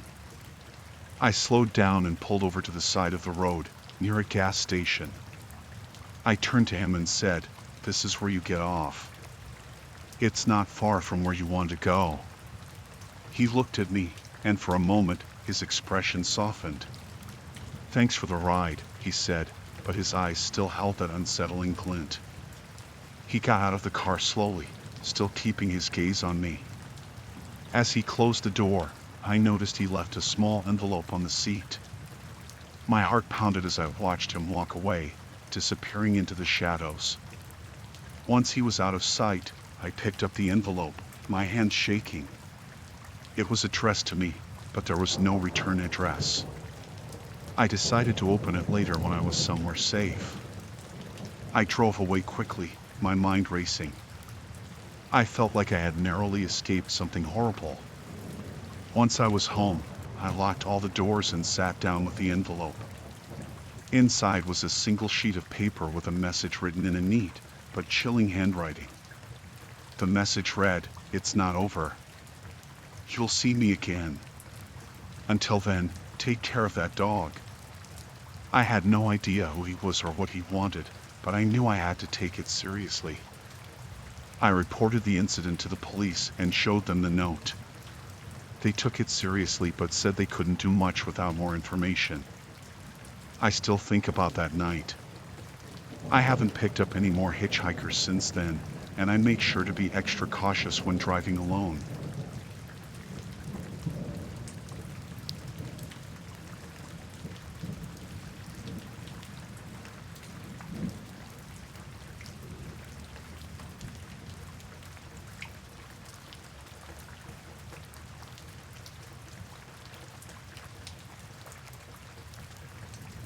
I've been living in my apartment complex in Ohio for a few years now. It's a quiet place, always seemed safe. I got home from work late every day, usually around 8 or 9 p.m. For the last few weeks, something strange started happening. It began with a feeling of being watched. I'd noticed someone behind me, but I never saw them clearly. I thought it was just my imagination, or maybe I was being paranoid. Then I started noticing patterns. Someone seemed to be trailing me every night. They would follow from a distance, just enough so I could barely make them out. At first, I figured it was just a coincidence. I tried different routes home, but the feeling of being followed remained constant. There were times I would quicken my pace, and so would the person behind me. I started to keep track of my surroundings more carefully. One night, I made a point to walk slowly, glancing behind me now and then. I saw a shadowy figure not far back, just enough that I couldn't make out any details. My heart started racing. I tried to stay calm, hoping they would lose interest and leave. When I reached my building, I turned around sharply and faced the person who had been following me. They were already turning the corner, trying to disappear from sight. I ran to the corner to catch a glimpse, but by then, they had vanished. The next day, I was more vigilant. I watched for anyone who seemed out of place, but the person was gone. I thought maybe it was a one-time thing, but the following evening, it started again. The same figure, always at the same distance. I decided to take action. That night, I walked home with my phone ready to dial 911. I even took a few detours, but the figure stayed behind me, never closing the gap. When I reached my apartment, I was determined to confront them. I got inside quickly, locked my door, and peered through the peephole. I saw the figure standing near the entrance to my building, watching. I stayed quiet, waiting for them to leave. But they didn't move. I was trapped inside, knowing they were waiting for me to come out. The next day, I saw the same figure, now closer to my apartment than before. They were standing right outside my building, almost as if they were waiting for me to come out. I tried to act normal, but my anxiety was through the roof. I tried to blend in with the crowd of people walking to work. I couldn't ignore the danger I felt. I decided to report it to the building manager, explaining how someone had been following me home. The manager took me seriously and promised to look into it. They suggested I keep my doors locked and be cautious. That night, I got home and saw no sign of the person following me. Maybe the building manager had done something, or perhaps they had just stopped. I let my guard down a bit, but I kept checking outside every few minutes. A few days later, I came home early and saw the figure again. They were standing right outside my apartment door. My heart skipped a beat. I called the police, but they said they couldn't do much without more evidence. The next day, the building manager arranged for extra security patrols. I felt a little safer knowing someone would be keeping watch. The figure was still around, but they never came close to my apartment again. It continued like this for a while. The figure would follow me but never get too close. They seemed to be taunting me, showing up near my apartment and then disappearing. It was clear they were trying to unsettle me, and it worked. Eventually, the figure stopped appearing. I don't know if they moved on or if the increased security made them back off. I still watch my surroundings more carefully now. I make sure my doors are locked and I stay aware of my surroundings. The experience left me shaken, and I'm more cautious about who I let into my life. It was a relief when the figure finally disappeared, but the fear and tension lingered for a long time.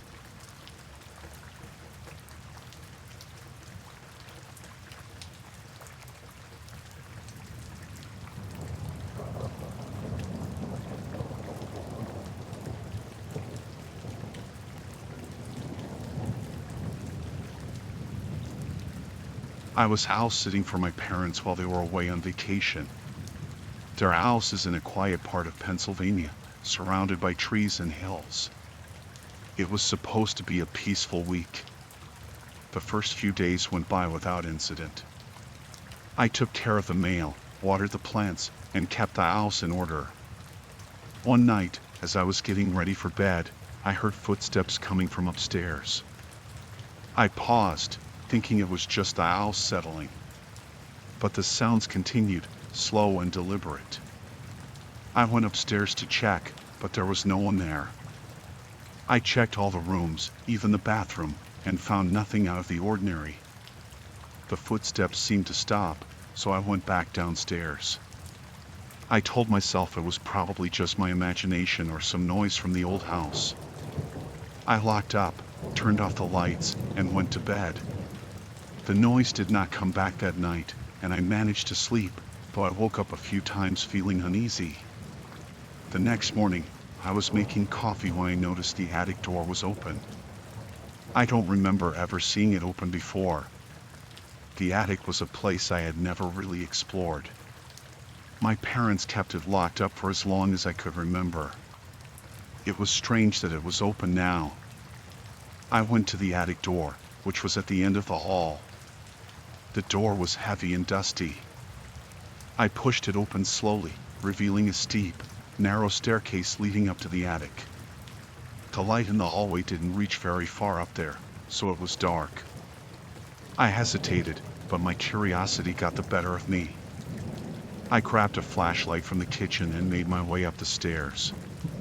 The wooden steps creaked under my weight, and the air was musty and stale. I reached the top and shone the light around. The attic was cluttered with old furniture, boxes, and forgotten items. I carefully walked through the attic, shining my light on everything. There was nothing unusual, just old things covered in sheets and dust. I saw an old rocking chair, some old trunks, and several cardboard boxes stacked in the corner. Nothing seemed out of place. Still uneasy, I went back downstairs and closed the attic door. I checked all the windows and doors to make sure everything was secure. I didn't know why the attic door had been open, but I wanted to make sure it was closed and locked. That night, I was on edge. I kept hearing small noises, like scratching or shifting, coming from above. I convinced myself it was just the house settling again. I tried to stay calm and get some sleep. But each time I closed my eyes, I kept thinking about that attic door. Around midnight, I heard the footsteps again. They were louder this time, and it sounded like they were moving around upstairs. I got up and went to check, but when I reached the top of the stairs, the sound stopped. The upstairs was silent. I went to each room, but everything seemed normal. When I got back to my room, I locked the door behind me. I sat on the bed, trying to calm down.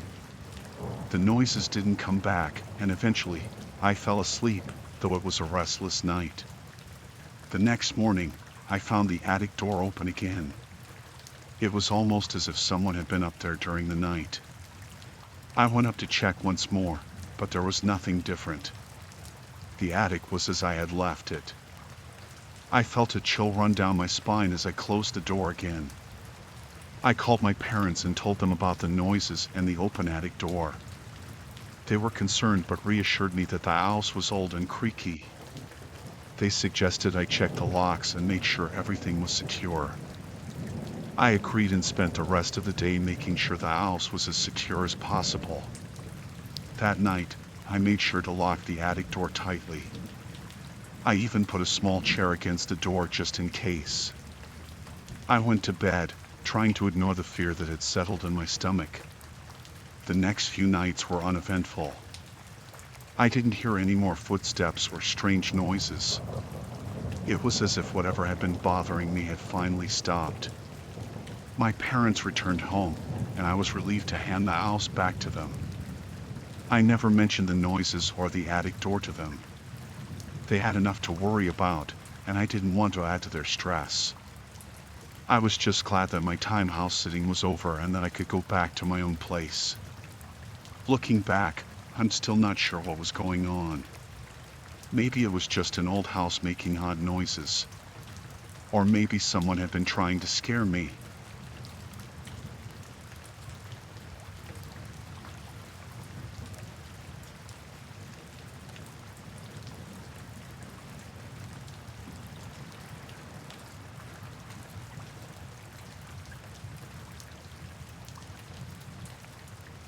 I took a late-night train from New Jersey to get home after a long day. I was exhausted and just wanted to get back. The train was pretty empty, and I found a seat towards the middle.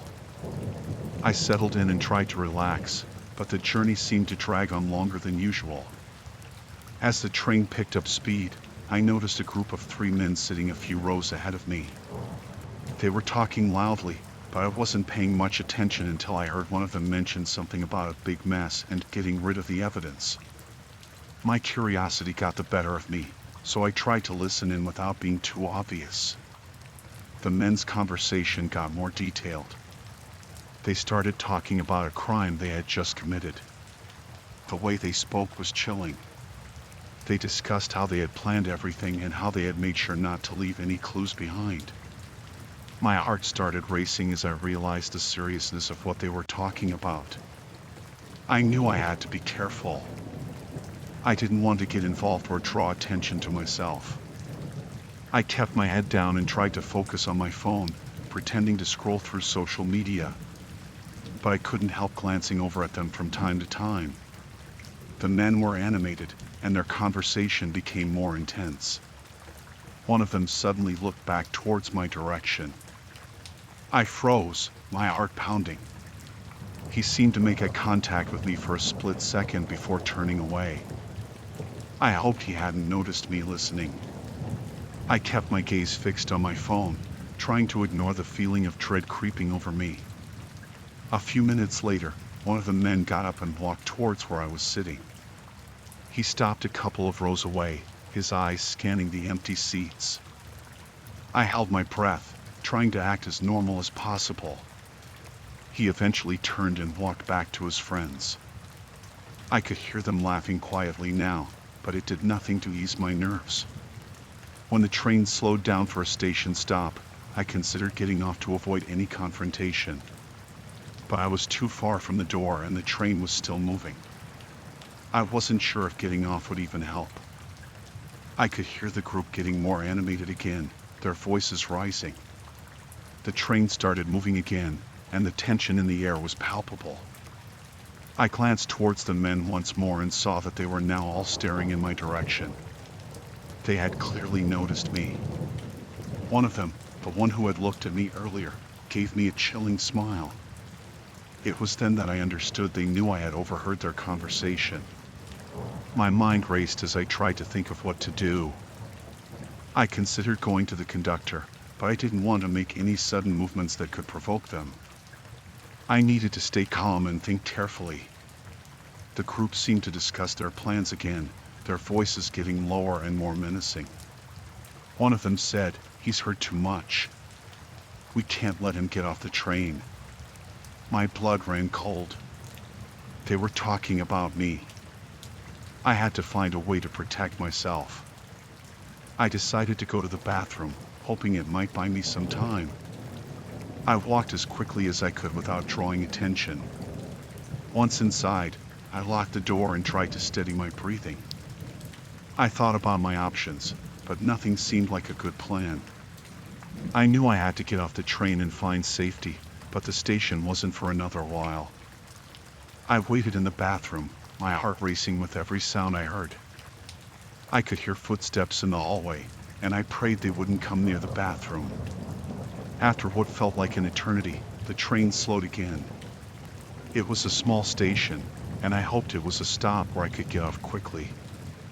I waited for the train to stop, and when it did, I peeked out of the bathroom to see if it was clear. The hallway was empty, but I could hear the group's voices coming closer. I knew I had to act fast. I slipped out of the bathroom and made my way to the nearest exit. I kept my head down, trying to blend in with the few passengers who were getting off. As soon as the train came to a complete stop, I rushed out and headed towards the station building. I didn't look back, but I could hear the group's voices fading as they stayed on the train. I felt a rush of relief as I entered the station and saw a security guard near the entrance. I approached the guard and told him everything that had happened. He called the authorities, and I gave them my statement. They were concerned and promised to investigate. They assured me that the train would be checked, and they would look into the group of men I described. I waited at the station until my ride arrived. The whole experience left me shaken. I couldn't believe how close I had come to something terrible. When I finally got home, I felt an overwhelming sense of relief and safety. The incident made me more cautious about traveling late at night.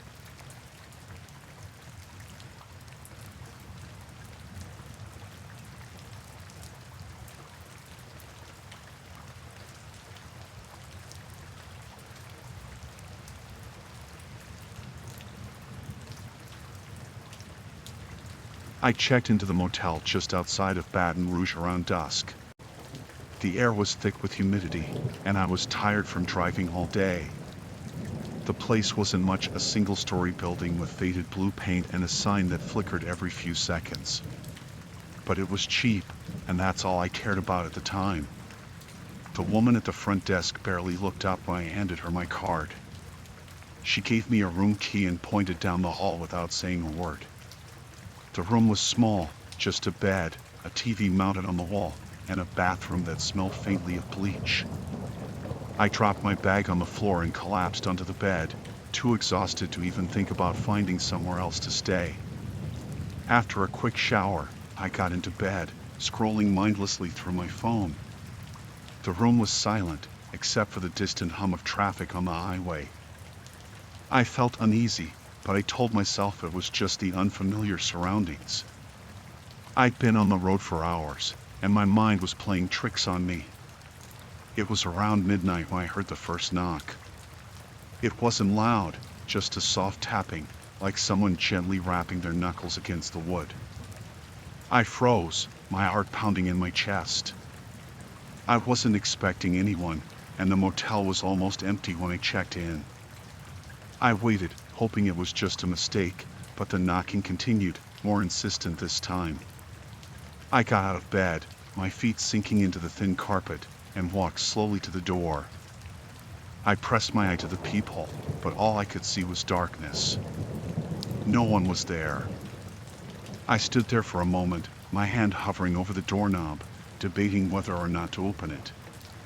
Eventually, I convinced myself it was nothing, probably just some kids messing around, and went back to bed. Not 5 minutes later, the knocking started again. This time, it was louder, more urgent. I sat up in bed, my heart racing. I knew I should ignore it, but something in me wanted to confront whoever was out there. I threw the covers off and marched to the door, this time swinging it open without checking the peephole. The hallway was empty. There was no one there. The only sound was the faint buzzing of the overhead lights, flickering slightly as if they might go out at any second. I stepped out into the hall, looking left and right, but saw nothing. The other doors were closed, and the place was eerily quiet. I shut the door and locked it, double-checking the chain. I tried to go back to sleep, but I couldn't shake the feeling that something wasn't right. My nerves were on edge, and every little noise made me jump. I lay there in the dark, staring at the ceiling, listening for any sign of movement. Then, just as I was starting to drift off, the knocking came again. This time, it was different, slow, deliberate, like whoever was out there was trying to get a rise out of me. I clenched my teeth, willing myself to stay in bed, but the sound kept coming, persistent and unnerving. I finally snapped. I jumped out of bed, grabbed my phone, and rushed to the door. But before I could open it, I noticed something. A small piece of paper had been slipped under the door, just barely visible in the dim light. I picked it up, my hand shaking. The paper was old, yellowed around the edges, like it had been crumpled up and flattened out again. There was writing on it, scrawled in a messy, almost frantic hand. It was just my name. Nothing else. No message, no explanation. Just my name. A chill ran down my spine. I looked at the door, then back at the note, my mind racing. How did they know my name? I hadn't spoken to anyone except the woman at the front desk, and she didn't seem the type to play pranks. I glanced at the peephole again, but the hallway was still empty. I stood there for what felt like forever, trying to figure out what to do. Every instinct told me to leave, but my legs wouldn't move. I was paralyzed by fear, my mind spinning with possibilities. Was someone watching me? Had they been following me since I checked in? The thought made my skin crawl. Eventually, I forced myself to move. I grabbed my bag, stuffing my things into it as quickly as I could. My hands were trembling so badly that I could barely zip it up. I knew I had to get out of there, but the thought of opening the door again filled me with dread. Just as I reached for the doorknob, the knocking started again. It was louder this time, almost frantic, like they were trying to break the door down. I stumbled back, dropping my bag, and ran to the bathroom. I locked the door behind me, my heart pounding in my ears. I sat on the edge of the bathtub, trying to control my breathing. The knocking continued, relentless and unnerving. I stared at the bathroom door, half expecting it to burst open at any moment. I had no idea what was happening, but I knew I wasn't safe. The knocking finally stopped, and the silence that followed was even worse. I waited, straining to hear any sound, but there was nothing. Just that oppressive, suffocating silence.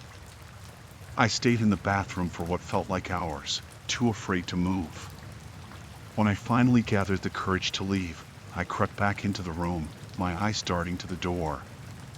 There was no sound, no sign of anyone outside. The piece of paper with my name on it lay on the floor where I dropped it, a stark reminder of how real this all was. I grabbed my bag and bolted for the door. I didn't even check the hallway this time.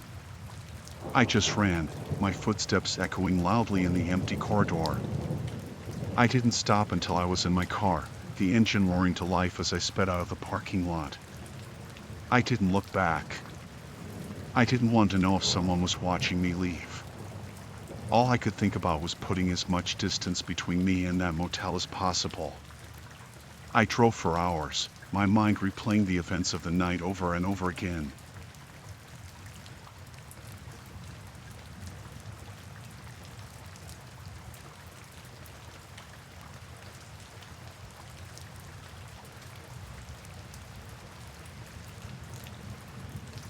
I got off the bus thinking it was the right stop. It was just after sunset, the light fading fast, and I quickly realized I made a mistake. The bus pulled away, kicking up dust, leaving me in the middle of nowhere.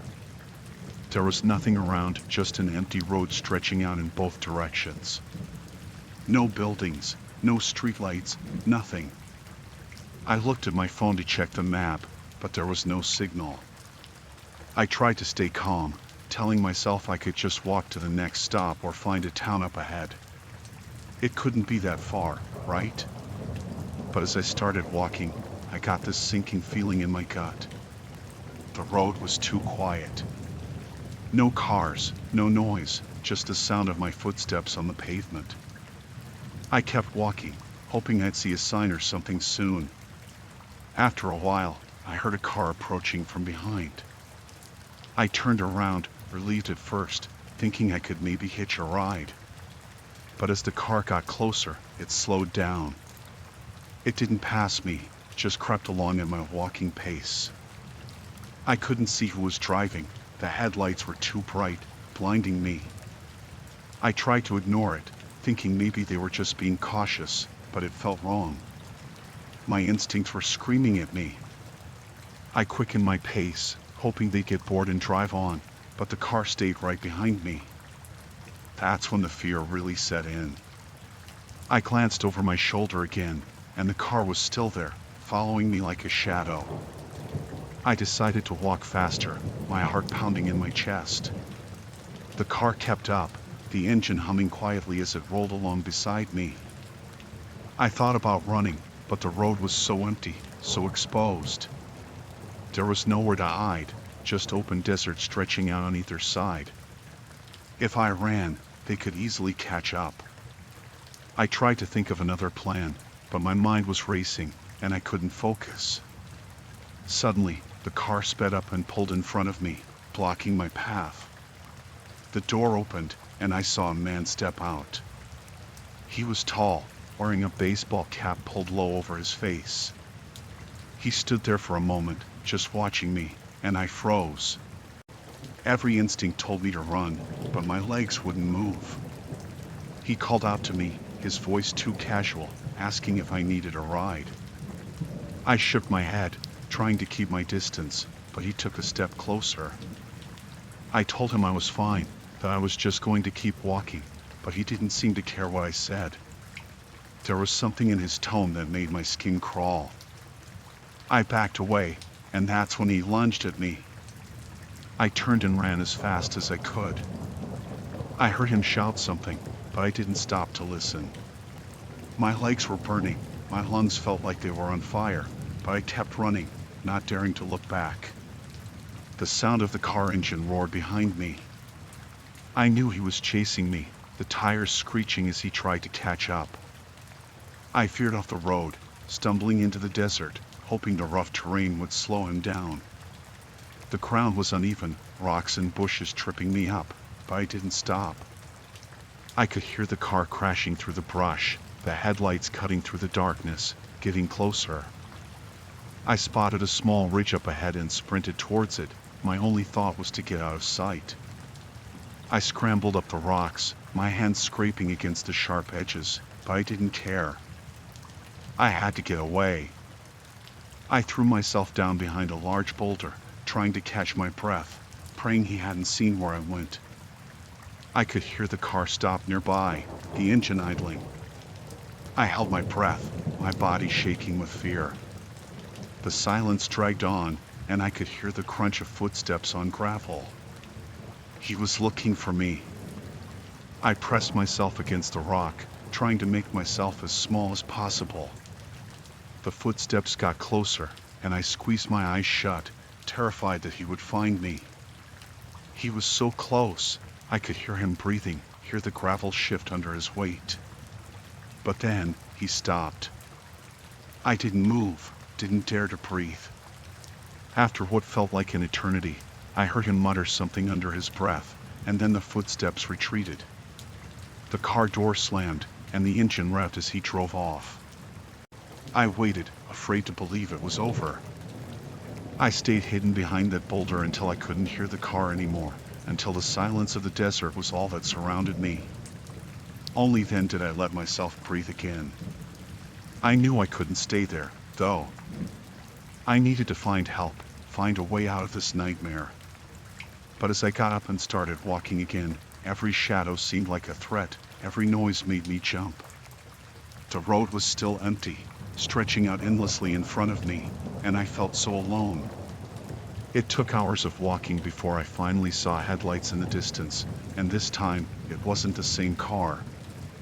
A pickup truck slowed down as it approached, and I waved my arms, desperate for help. The driver rolled down the window, an older man with kind eyes, asking if I needed a ride. I hesitated for just a second before climbing in. As we drove away, I kept looking over my shoulder, half expecting to see that car coming after me again. But it never did.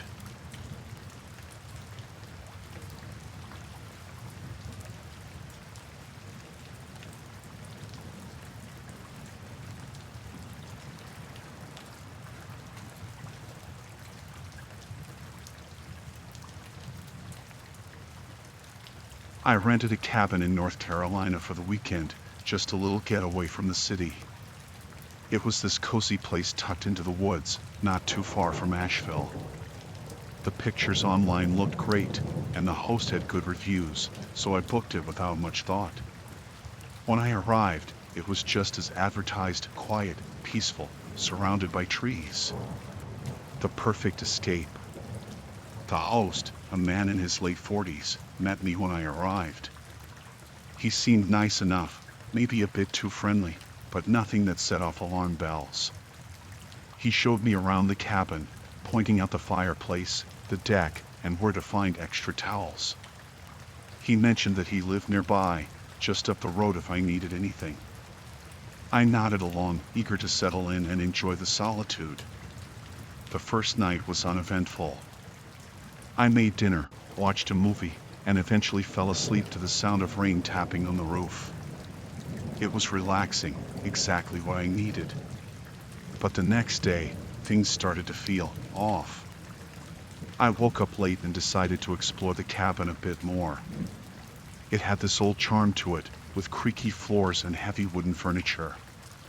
As I wandered around, I noticed a small door near the back of the bedroom. It was low to the ground, almost like a crawl space, and painted the same color as the walls. I hadn't noticed it before. Curiosity got the better of me, so I tried the handle. It was locked. That struck me as strange. Why would a door inside a rental be locked? I figured it was probably just storage or something, but it gnawed at me all day. That evening, as the rain picked up again, I couldn't shake the feeling that something was wrong. The cabin felt different, less inviting. I kept glancing at that hidden door, imagining what could be behind it. Eventually, I couldn't take it anymore. I had to see what was inside. I searched the cabin for a key, thinking maybe the host had left one somewhere, but no luck. Then I noticed a small gap between the door and the frame. I used a butter knife to pry it open, and after some effort, the lock gave way. The door creaked open, revealing a narrow staircase leading down into darkness. I hesitated. Every instinct told me to leave it alone, but I couldn't. I grabbed my phone for light and started down the stairs. The air grew colder as I descended, and the smell of dampness hit me. When I reached the bottom, I found myself in a small, dimly lit room. The walls were lined with shelves, and on those shelves were dozens of old photo albums. My heart pounded as I pulled one down and opened it. The first few pages were filled with pictures of people, couples, families, all smiling in various rooms of the cabin. They looked like normal vacation photos at first, but then I noticed something strange. The angles were all wrong, like they were taken through a crack in the wall or a hole in the ceiling. None of the people in the photos seemed to know they were being watched. I flipped through more pages, and the photos got worse. People sleeping, people changing clothes, all completely unaware they were being photographed. My hands started to shake. I recognized some of the rooms in the cabin, the bedroom, the bathroom. My stomach churned as I realized I could have been photographed too. I wanted to leave right then, but I couldn't tear myself away. I opened another album, and this one was even more disturbing. The people in these photos looked frightened, like they knew they were being watched but couldn't figure out how. Their eyes were wide, glancing around the room, searching for the source of their unease. Some of the photos showed them trying to cover windows or block doors. And then, towards the end of the album, there were pictures of them leaving the cabin in a hurry, their faces pale with fear. I slammed the album shut, my mind racing. I had to get out. I stumbled back up the stairs, my breath coming in short gasps. When I reached the bedroom, I noticed something that made my blood run cold. The door was closed. I was sure I had left it open. I rushed to the front door, desperate to leave, but when I yanked it open, the host was standing there. He had this calm, almost serene expression on his face, like he knew exactly what I had found. "Going somewhere?" he asked, his voice smooth, too smooth. I stammered something about needing to leave, but he didn't move. He just stood there, blocking the doorway, his eyes fixed on me. I could feel the weight of his gaze, feel the pressure of the situation closing in around me. "I noticed the door was open," he said, his tone light, like we were discussing the weather. "That door's supposed to stay locked, you know." My heart was pounding so hard I thought it might burst. I tried to stay calm, tried to think of a way out, but he didn't give me much time. He stepped inside, closing the door behind him. "You shouldn't have gone down there," he said quietly. "It's private." I backed away, my mind racing for an escape. The cabin suddenly felt small, suffocating. The walls seemed to close in around me as I realized I was trapped. "I think you should leave," I managed to say, my voice shaking. "Now." He smiled, but it didn't reach his eyes. "I don't think that's going to happen." In a flash, I darted past him, shoving him aside with all the strength I had. He stumbled, caught off guard, and I yanked the door open again. I didn't look back as I ran out into the rain, sprinting down the muddy path towards my car. I fumbled with the keys, my hands trembling, and finally managed to unlock the door. I jumped in, started the engine, and sped off without a second thought.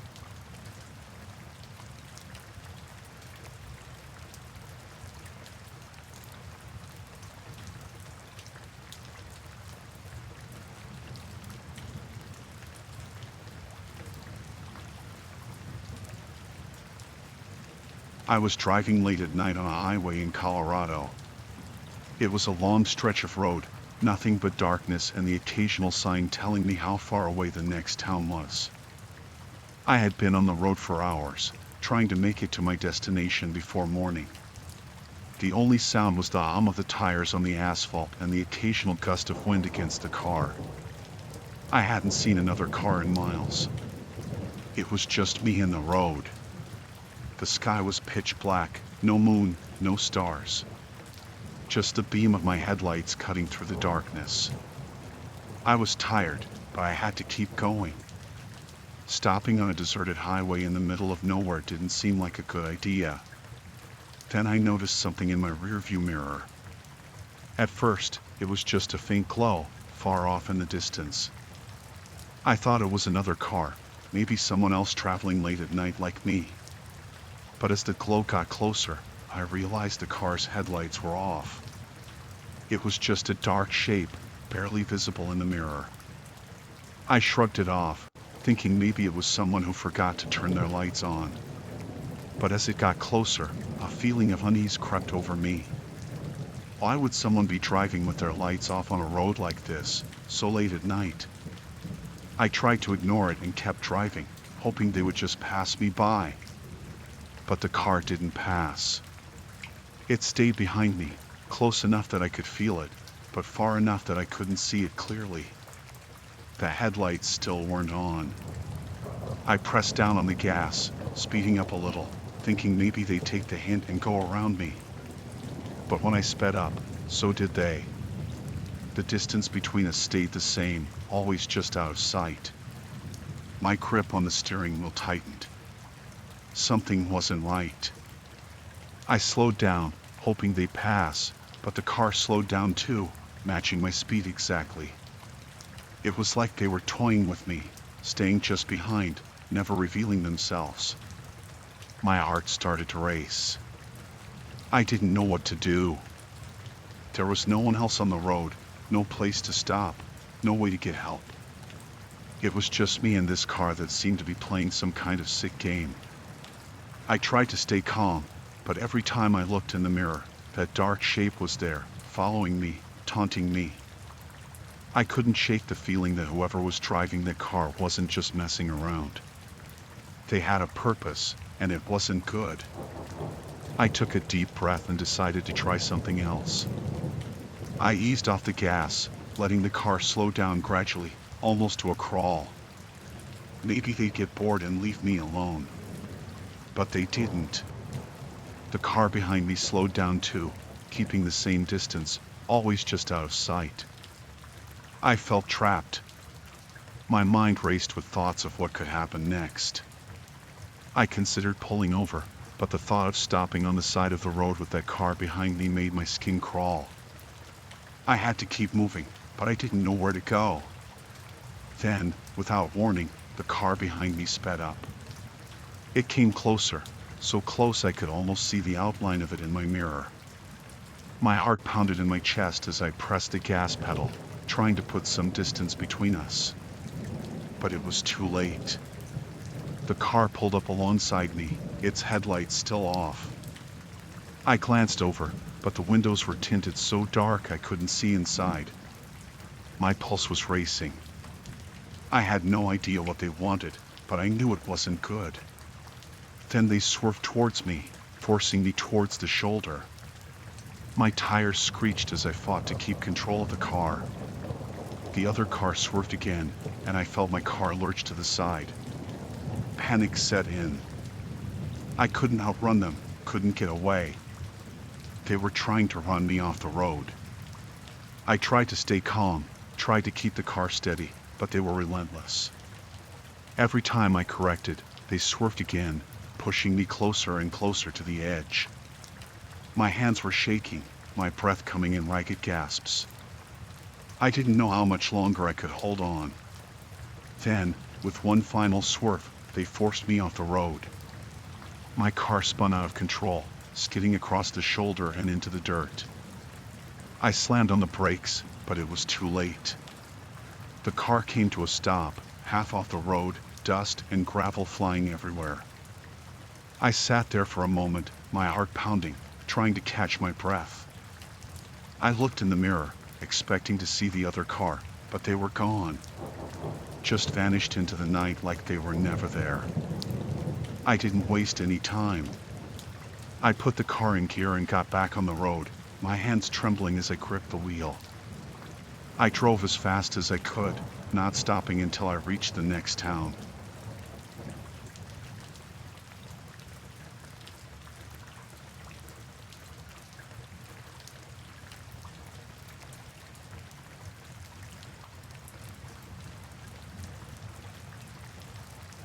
I checked into the motel late, exhausted from the drive. It was one of those places you only stop at because you've been on the road too long, and it's the only option for miles.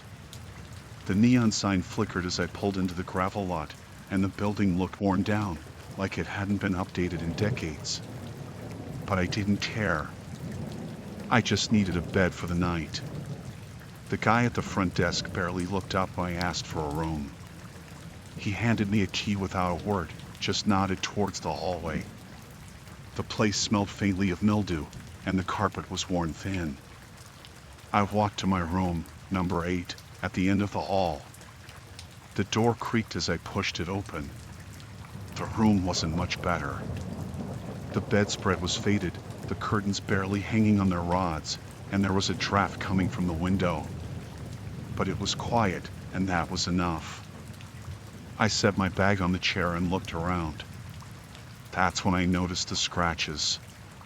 They were on the wall by the bed, thin, jagged lines that ran down towards the floor. At first, I thought maybe someone had moved the furniture and scraped the wall. But as I looked closer, I saw the scratches weren't just on the wall. They were on the dresser too, deep gouges in the wood, like someone had dragged something sharp across it. I felt a chill creep up my spine, but I brushed it off. Old motels like this one probably saw all kinds of rough use. People didn't care about keeping things nice when they were just passing through. I told myself it was nothing and tried to forget about it.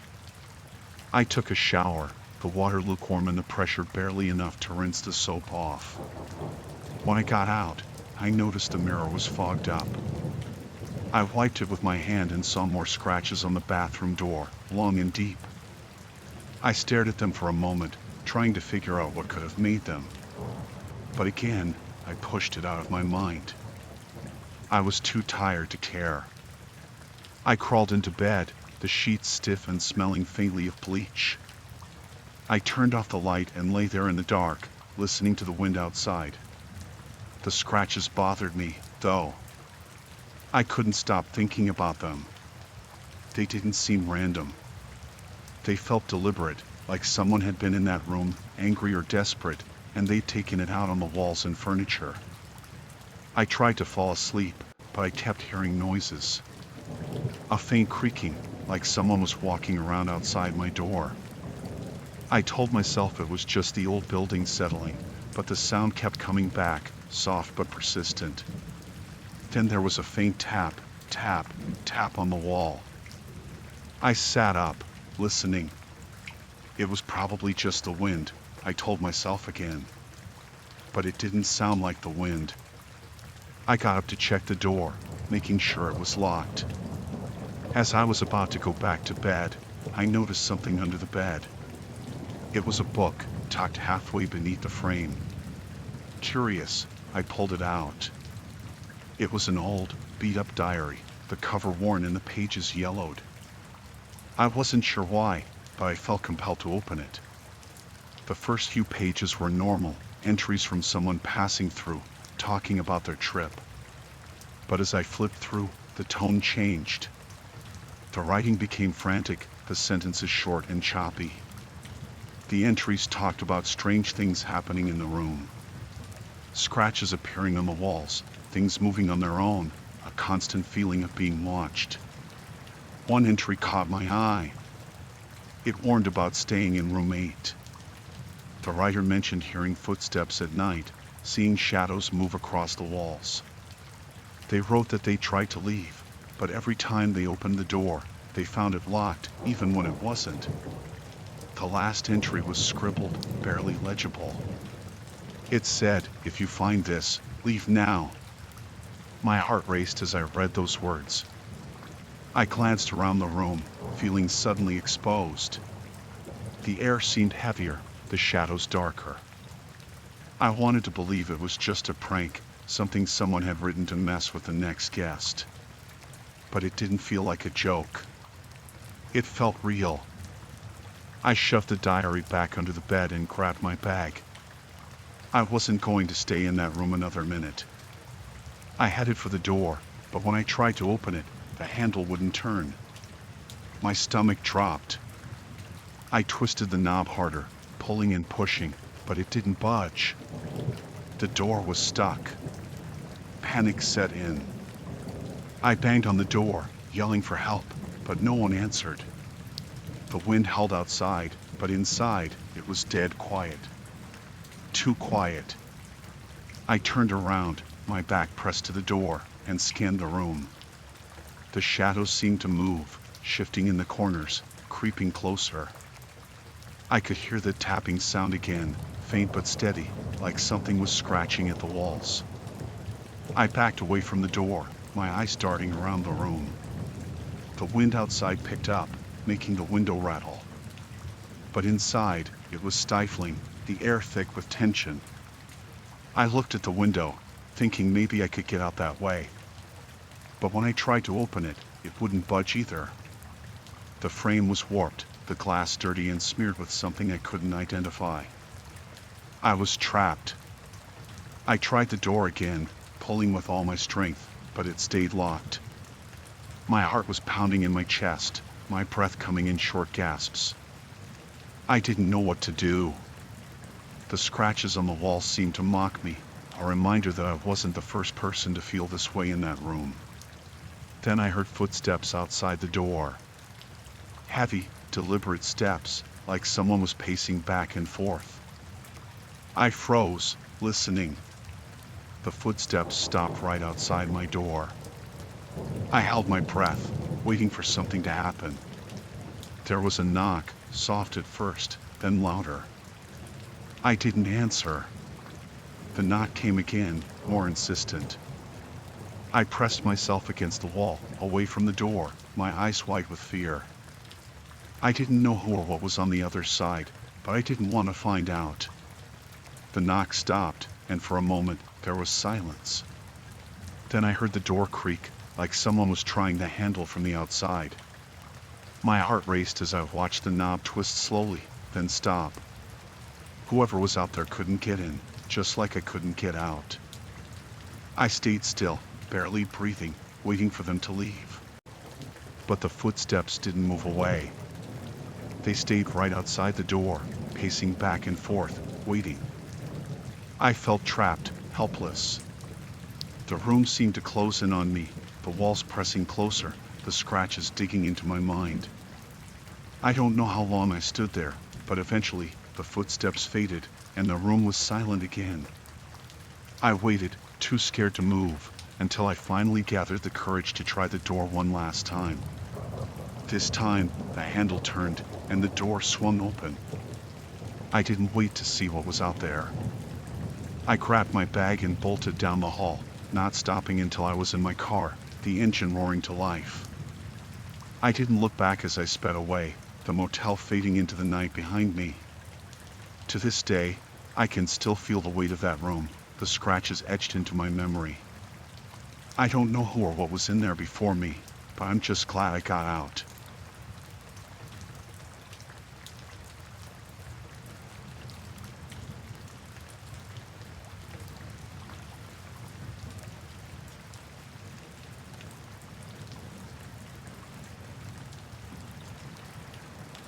I checked into the hotel late, just past midnight. My flight had been delayed, and I was exhausted. The airport was only a few minutes away, and this hotel was the closest option. The lobby was quiet, the kind of quiet that only comes when the night has settled in and everyone else is already asleep. The receptionist barely looked at me as she handed me the key card. She muttered something about breakfast hours, but I wasn't paying attention. I just wanted to get to my room, take a shower, and crash for the night. When I got to the room, I swiped the key card and pushed the door open. The lights were dim, and the room had that standard, impersonal hotel feel. Bed, desk, TV on the wall. The air conditioner hummed quietly, and the smell of stale air lingered. I noticed the suitcase almost immediately. It was sitting in the corner, near the window, half hidden by the curtain. My first thought was that the hotel had given me a room that was still occupied. I hesitated, wondering if I should go back to the front desk and ask for another room. But then I looked around more carefully. The bed was made, towels were neatly folded on the bathroom counter. There was no sign of anyone else having been in there recently. Curiosity got the better of me. I walked over to the suitcase and crouched down. It was an old, beat-up thing, black with scuffed edges. The zipper was half undone, like someone had been in a hurry when they closed it. My hand hovered over it for a moment before I finally pulled the zipper all the way open. Inside, there were stacks of cash. Neat, orderly piles of bills, all bound with rubber bands. I froze, staring at it. There had to be tens of thousands of dollars in there. My mind raced. What the hell was this doing in my room? And then I saw the note. It was just a small, folded piece of paper tucked between the bills. My hands were shaking as I opened it. It was a simple message, delivered to 1029 Cypress Avenue. Do not contact anyone. You have until 2 a.m. I glanced at the clock on the nightstand. It was 12:45 a.m. The address was only a few miles away, but that didn't give me much time. My heart started pounding in my chest. I didn't know what to do. Part of me wanted to take the money and run, but the rest of me knew that whoever left this here wouldn't let me get away that easily. I sat down on the bed, staring at the suitcase. I could hear the hum of the air conditioner, the distant sound of a plane taking off. My thoughts were jumbled, a mix of fear and confusion. Why me? Why this room? Before I could make a decision, there was a knock on the door. It was soft at first, almost hesitant. My heart skipped a beat. I didn't move. Maybe if I stayed quiet, whoever it was would go away. But the knock came again, louder this time. My stomach twisted in knots. I stood up, moving towards the door as quietly as I could. I peered through the peephole. There was a man standing on the other side. He was tall, dressed in a dark jacket, his face hidden in the shadow cast by the hallway light. I couldn't make out his features, but I could feel the tension in the way he stood, like he was ready to force his way in. I backed away from the door.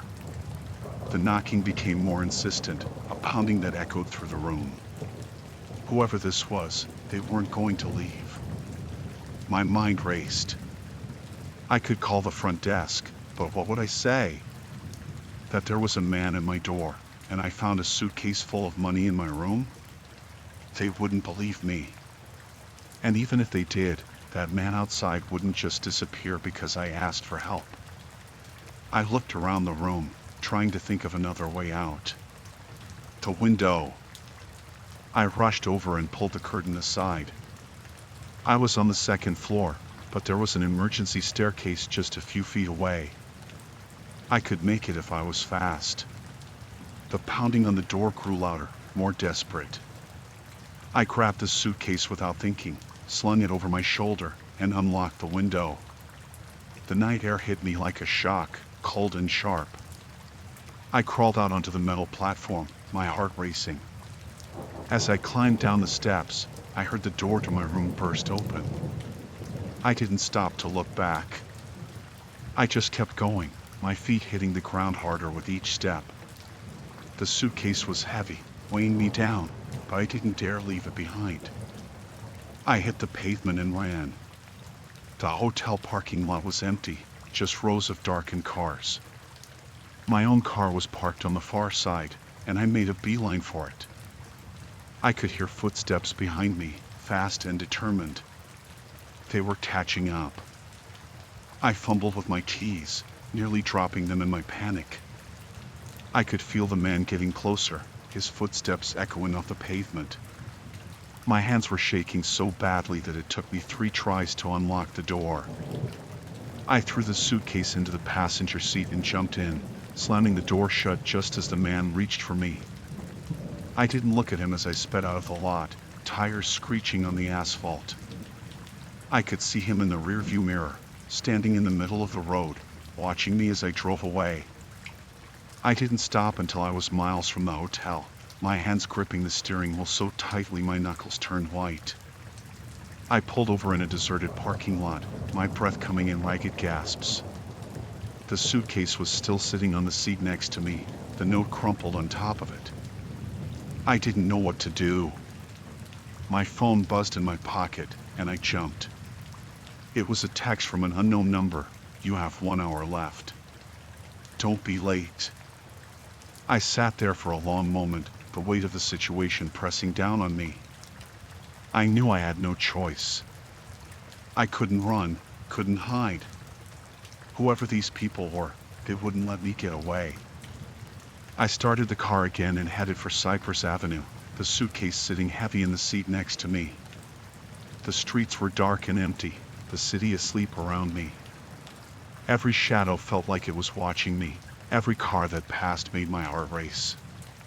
When I finally reached 1029 Cypress Avenue, it was a rundown warehouse on the edge of town. The kind of place where no one would hear you scream. I parked the car and sat there for a moment, staring at the building. My phone buzzed again. Leave the suitcase at the door. Walk away. I did as I was told. The suitcase felt even heavier as I carried it to the door. I set it down, took one last look at the building, and turned to leave. As I walked back to my car, I heard the door creak open behind me. I didn't look back. I just kept walking, my heart pounding in my chest. The car door felt like a lifeline as I climbed in and drove away. By the time I made it back to the airport, the sun was starting to rise. I returned my rental car, boarded the first flight out of town, and never looked back.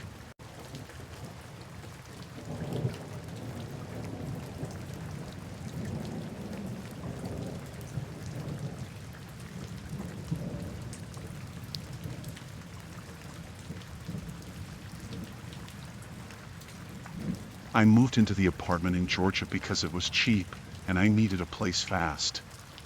The landlord seemed friendly enough when I met him.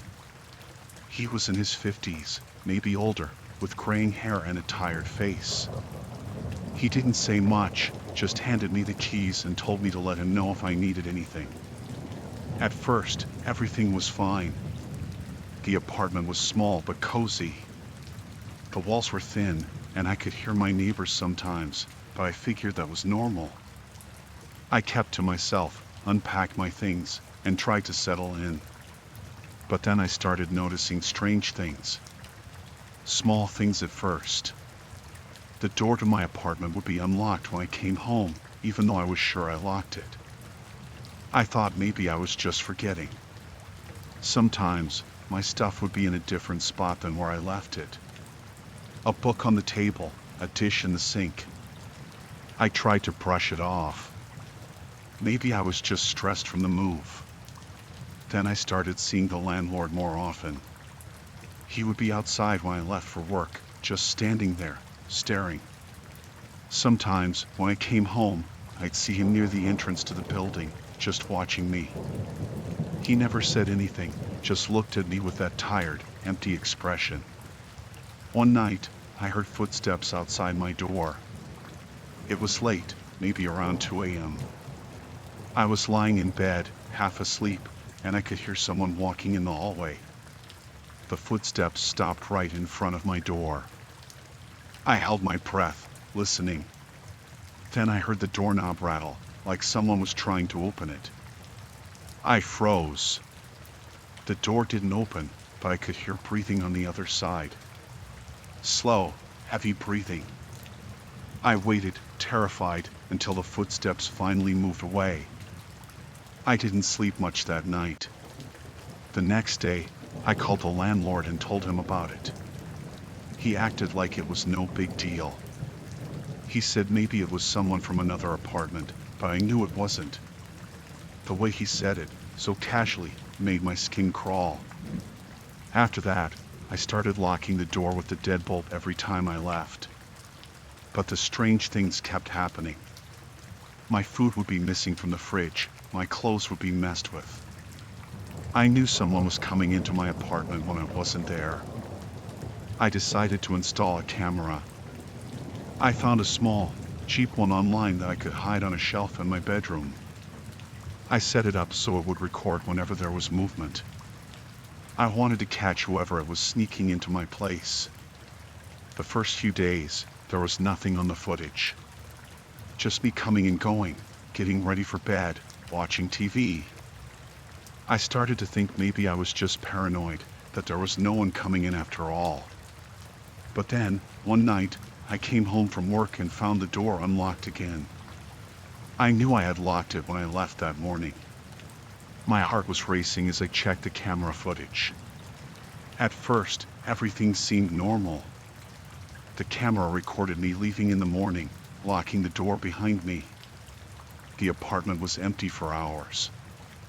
Then, around noon, the footage showed the door opening. The landlord walked in like he owned the place.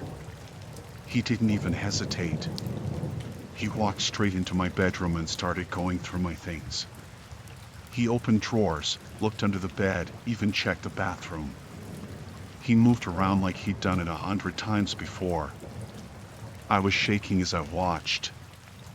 I wanted to turn it off, but I couldn't look away. The footage showed him spending at least 20 minutes in my apartment, just looking through my stuff. Then he left, locking the door behind him. But it wasn't over. That night, after I went to bed, the camera recorded movement again. I was asleep, lying on my side, facing the wall. The door to my bedroom opened slowly, and the landlord stepped inside. He moved so quietly, like he didn't want to wake me. He just stood there, at the foot of my bed, staring down at me. The footage showed him standing there for what felt like forever, just watching me sleep. My breath caught in my throat as I watched. I could see myself on the screen, completely unaware, vulnerable. And there he was, just inches away. Then he did something that made my blood run cold. He leaned down, so close that his face was just above mine, and he whispered something. I couldn't hear it on the footage, but I could see his lips moving. Then he reached out, like he was going to touch me, but he pulled back at the last second. He left the room, but not before looking back one last time. The camera showed him closing the door behind him, and everything went dark again. I didn't sleep that night. I didn't know what to do. I was too scared to stay, but I had nowhere else to go. I couldn't confront him. I didn't even want to think about what he might do if he knew I had recorded him. The next morning, I packed a bag and left the apartment.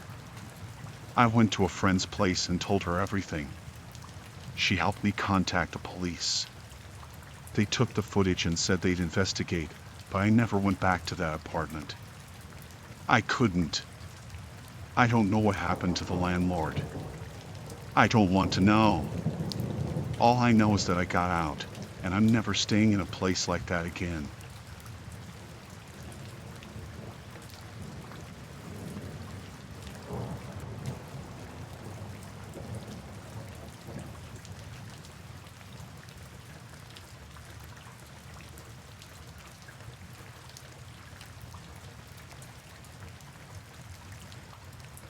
I was on the bus, heading back home late at night.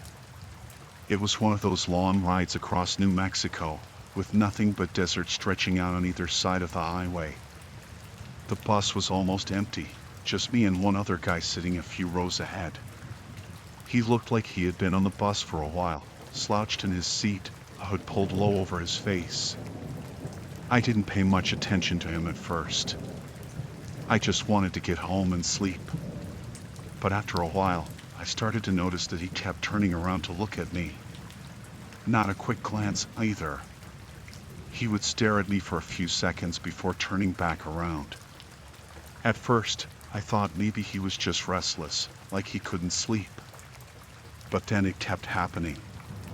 Every few minutes, he'd turn around and look at me. It started to make me uncomfortable. I tried to ignore him, focusing on the view outside the window. But there wasn't much to see out there, just darkness and the occasional faint glow from a distant town. The bus rumbled along, the sound of the tires on the road the only noise. I glanced up again, and there he was, staring right at me. This time, he didn't look away when I caught him. That's when I started to feel nervous. I shifted in my seat, trying to decide if I should move or say something. But where would I go? The bus was nearly empty, and moving closer to the front would just put me further away from the driver. I told myself I was overreacting. Maybe he was just weird, or maybe he thought he recognized me from somewhere. But then he got up. Slowly, like he was trying not to draw attention, he stood up and started walking toward the back of the bus.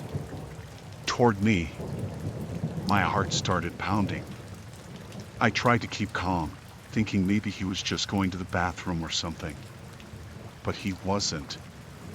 He stopped right next to my seat and stood there, not saying anything, just looking down at me. I looked up at him, trying to hide how scared I was. He was taller than I expected, and up close, I could see his face better under the hood. His eyes were dark, almost lifeless, and his skin was pale, like he hadn't seen the sun in a long time. There was something off about him, something that made the hairs on the back of my neck stand up. Got a problem? I finally asked, trying to sound tough, but my voice shook a little. He didn't answer right away. Instead, he slowly reached into his jacket and pulled out a knife. A long, thin blade that glinted in the dim light of the bus. My stomach dropped. I could feel the blood draining from my face as he held the knife up, pointing it at me. "Give me your wallet," he said, his voice low and cold. For a second, I couldn't move. I was frozen in my seat, staring at the knife. Then my hands started shaking as I reached for my wallet in my pocket.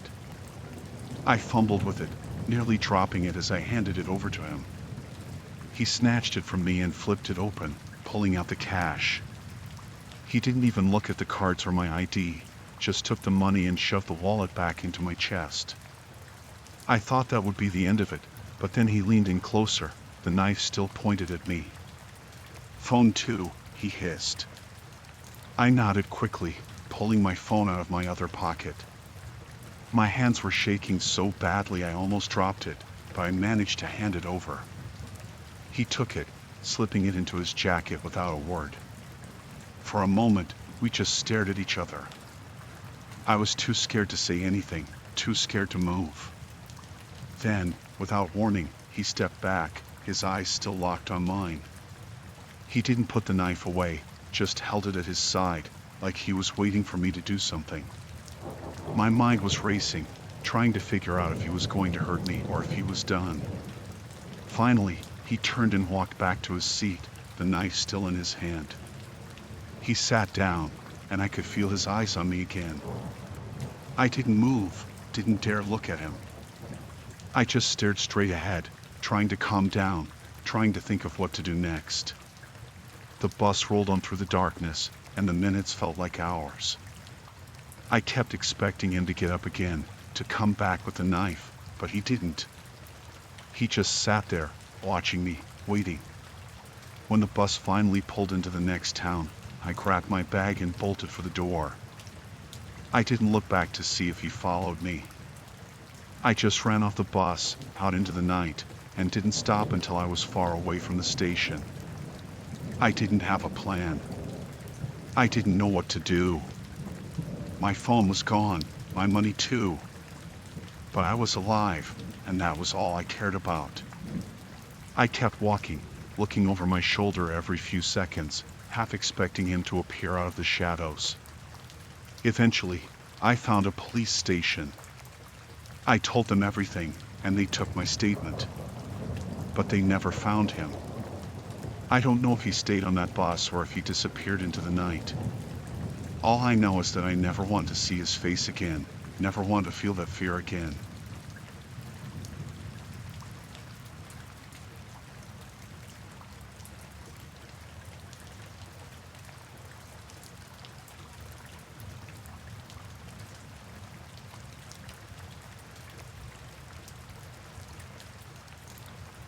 I was on a solo road trip, driving through the middle of nowhere in Nevada.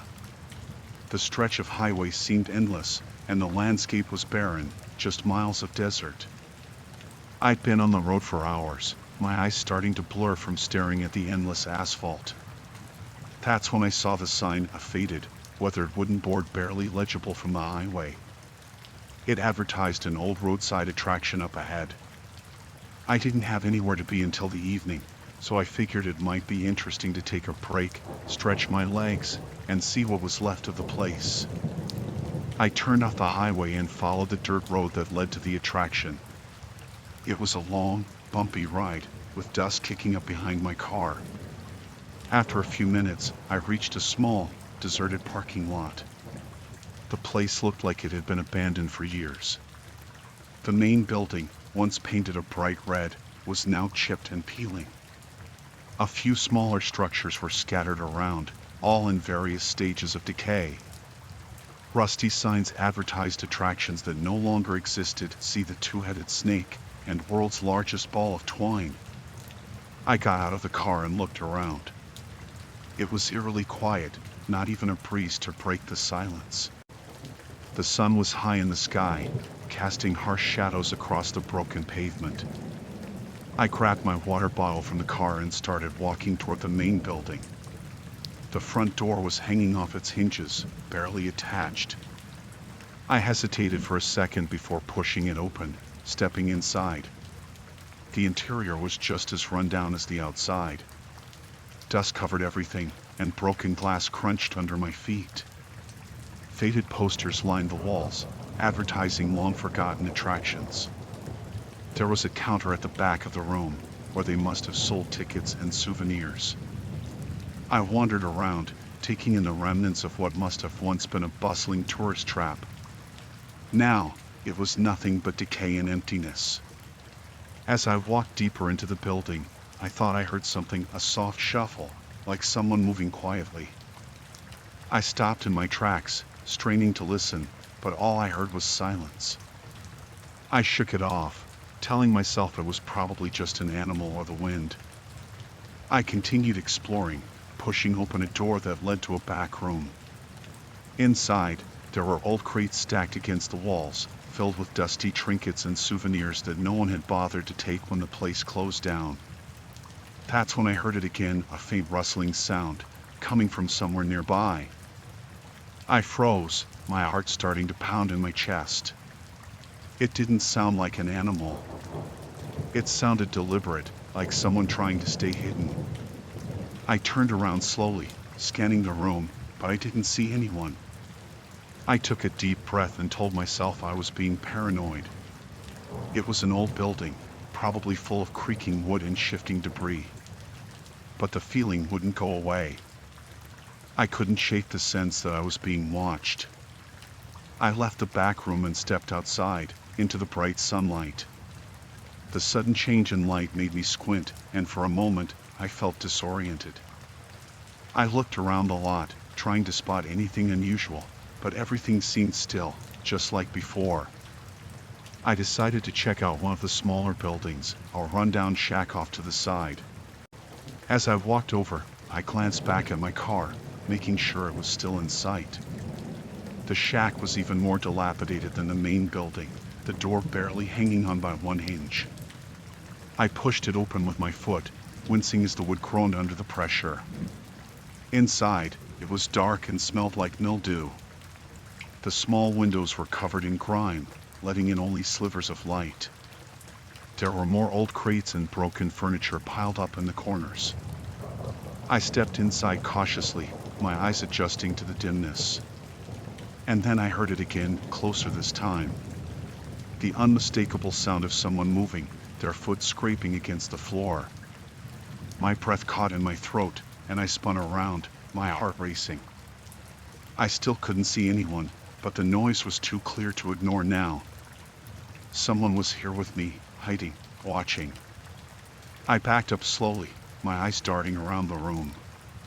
That's when I caught a glimpse of movement in the corner, just a flash, like someone ducking behind one of the crates. I swallowed hard, trying to keep calm. My mind was racing, trying to figure out what to do. I didn't know if it was just some drifter looking for a place to sleep or if it was something worse. I decided to get out of there.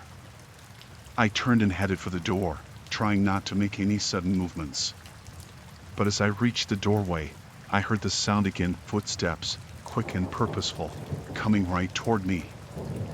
I bolted out of the shack and back into the open air, my heart pounding so hard I could barely think.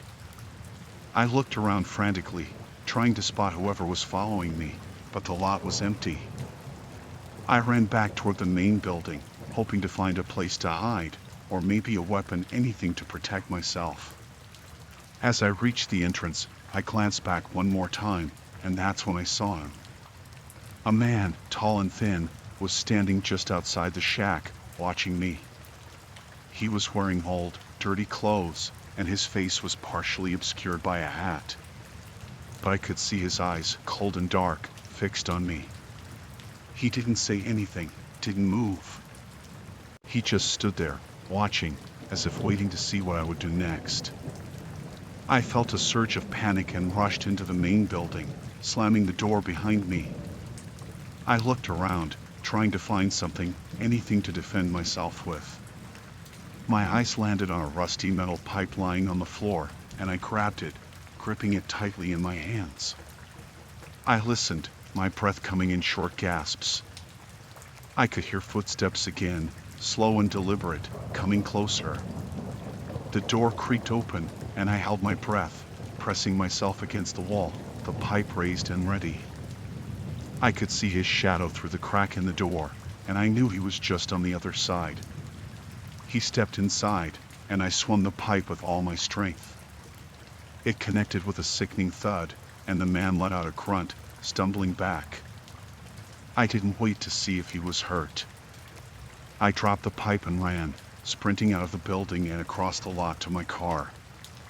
My hands shook as I fumbled with the keys, finally managing to unlock the door and throw myself inside. I started the engine and sped down the dirt road, my heart pounding so hard I thought it might burst. In the rearview mirror, I saw the man standing in the middle of the lot, watching me drive away. His face was still hidden in shadow, but I could feel his gaze on me, following me as I disappeared down the road. I didn't stop driving until I was back on the highway, miles away from that place.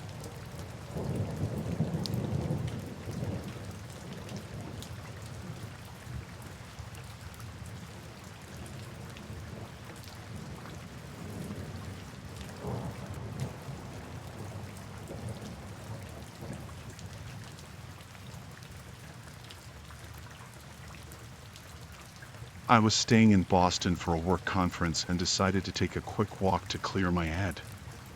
It was late, and the city streets were mostly empty. I was heading back to my hotel when I noticed a shortcut, a pedestrian tunnel that ran under the street. It seemed like a good idea to cut through and save a few minutes. The tunnel was dimly lit with flickering lights. The concrete walls were grimy, and the air felt damp. I walked through the tunnel, my footsteps echoing softly off the walls. It was quiet, except for the occasional drip of water somewhere in the darkness. About halfway through, I heard footsteps behind me. I turned around quickly, but the tunnel was empty. I shrugged it off, thinking maybe it was just someone else using the tunnel. I continued walking, but the footsteps started again. They were faint at first, but they seemed to be getting closer. I sped up, trying to ignore the growing sense of unease. The footsteps followed suit, quickening their pace. I glanced back once more, but still saw no one. The tunnel's lights made eerie shadows on the walls, making it hard to see clearly. Panic started to set in. I could feel my heart pounding in my chest. I quickened my pace even more, almost breaking into a jog. The footsteps behind me kept getting louder and closer, almost like they were right on my heels. I stopped and turned around sharply, my breath coming in short gasps. But again, there was no one there. I shined my phone's flashlight behind me, the beam cutting through the darkness. I saw nothing but the empty, concrete tunnel stretching out behind me.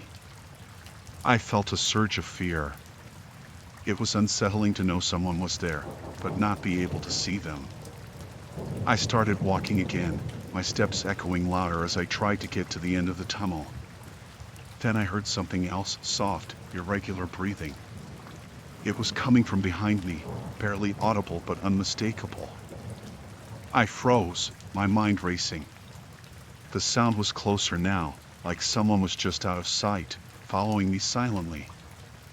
I wanted to scream, but my voice was caught in my throat. I started walking faster, my footsteps now a frantic pounding.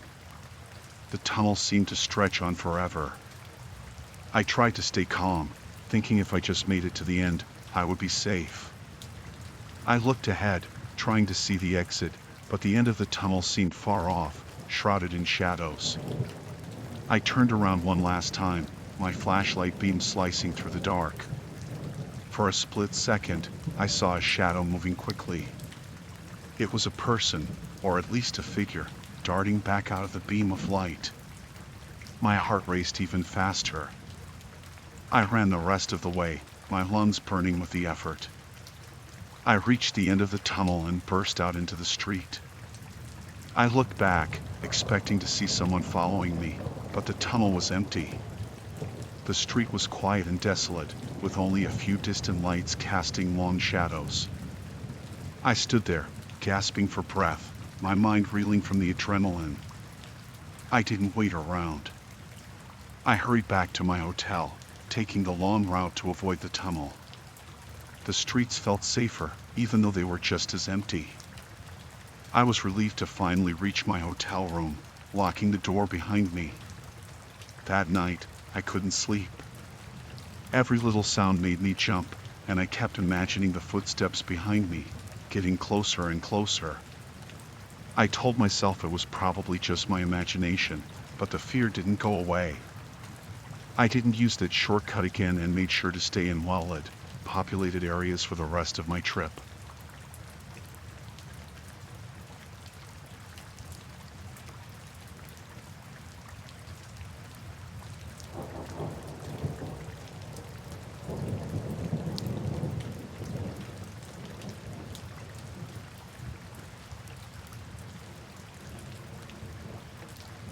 I was working late at my downtown Chicago apartment, trying to finish up some reports. The city outside was quiet, and I was focused on my screen.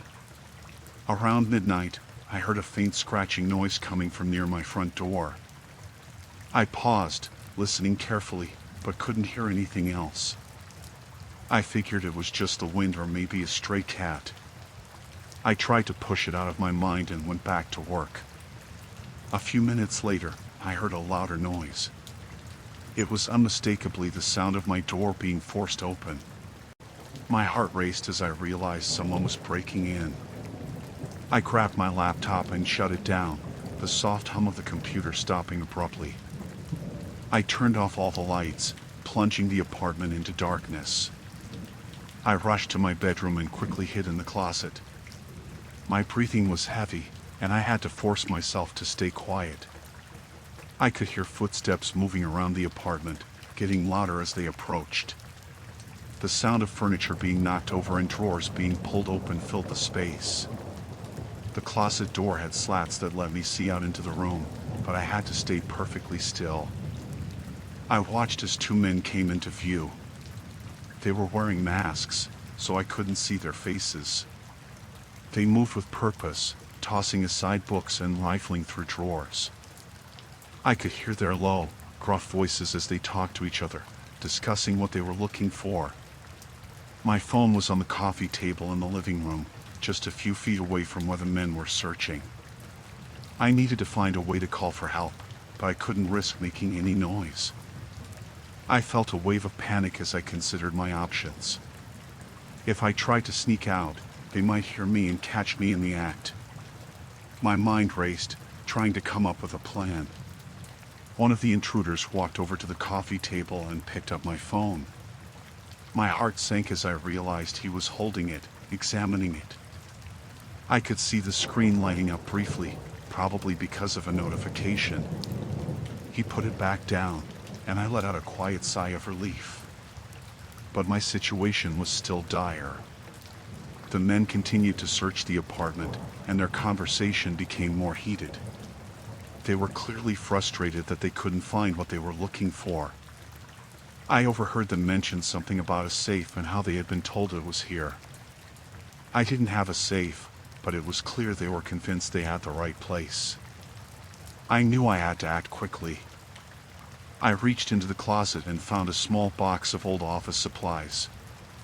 I took a deep breath and decided to use one of the pens from the box.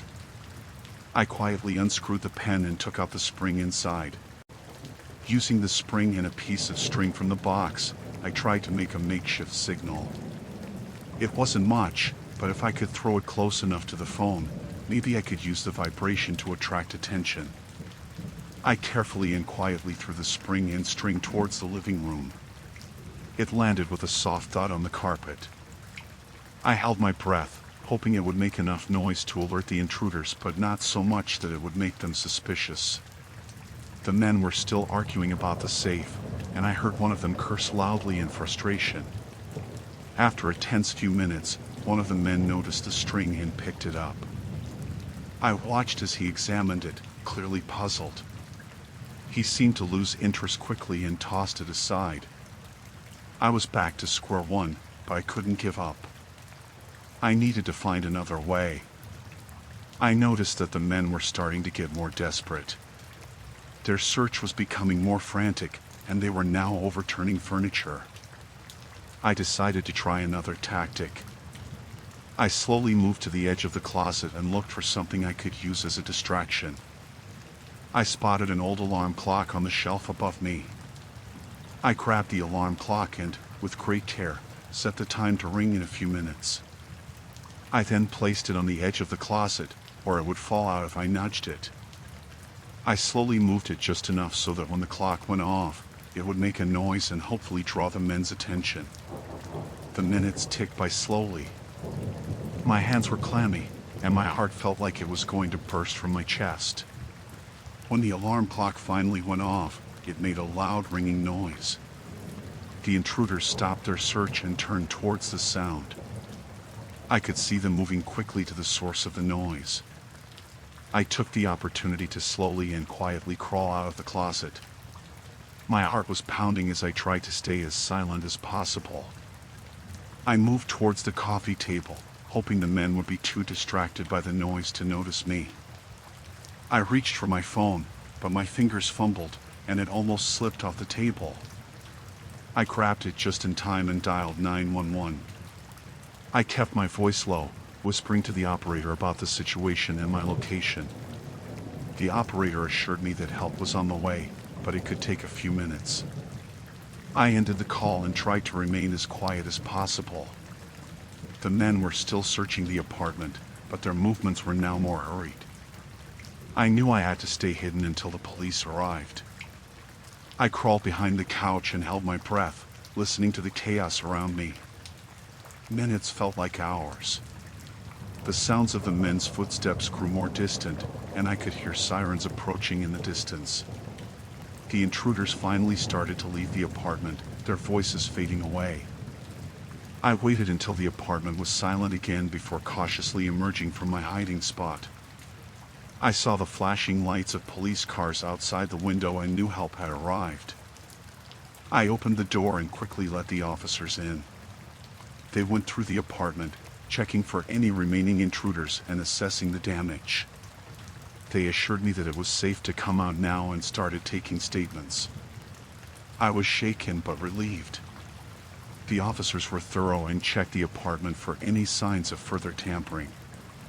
They were able to catch up with the intruders later, thanks to the quick response to my call. That night was one of the scariest experiences of my life. I had never imagined that a simple noise could lead to such a dangerous situation.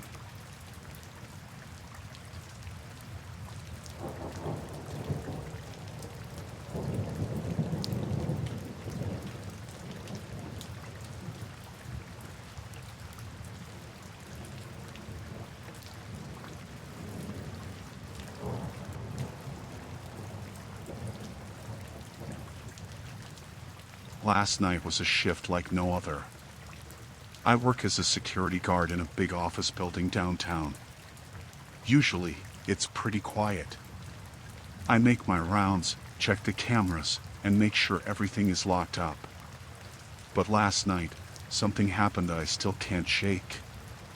It was around 1 a.m. when I got a call on the building's emergency line. It's a direct line, meant for real emergencies only. I answered it right away. A woman's voice was on the other end, trembling and scared. She said she was being held against her will somewhere in the building. I asked her where she was, trying to stay calm. She said she didn't know exactly, but described a room with no windows and a heavy door. My mind raced. I knew the building inside and out, and I couldn't think of a room like that. I told her to stay quiet and that I would find her.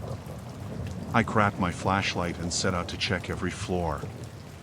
I started on the ground floor and worked my way up.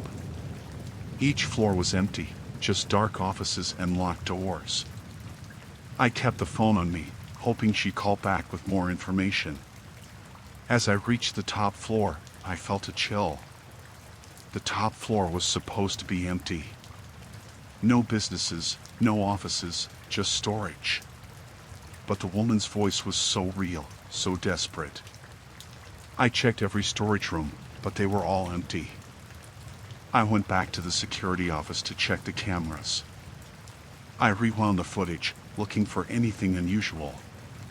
That's when I saw something strange. On one of the cameras, I saw a shadow moving in a hallway on the top floor. It was quick, but definitely there. I headed back up, heart pounding. I checked the hallway where I saw the shadow, but there was nothing. No signs of anyone. I started to think I was imagining things. But then, I heard a faint noise, like a door creaking. I followed the sound to a wall at the end of the hallway.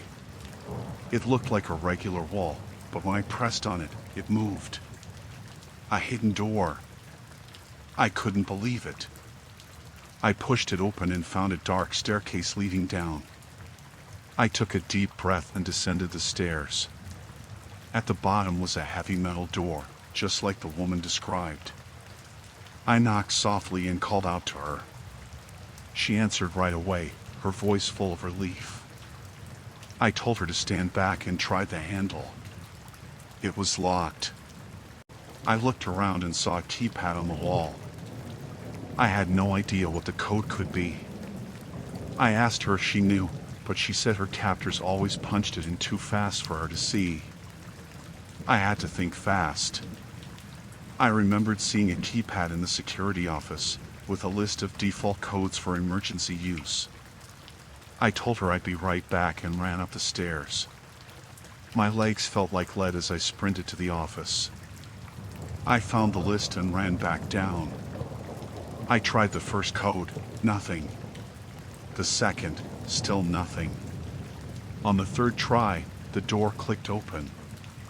I pushed it open and saw her, tied to a chair in the middle of the room. She looked terrified, but unarmed. I rushed to her and untied her. She thanked me over and over, tears streaming down her face. I told her we needed to get out of there before her captors came back. We hurried up the stairs and out into the hallway. Just as we reached the main hallway, I heard voices. The captors were coming back. I led her to a nearby office and we hid inside, holding our breath.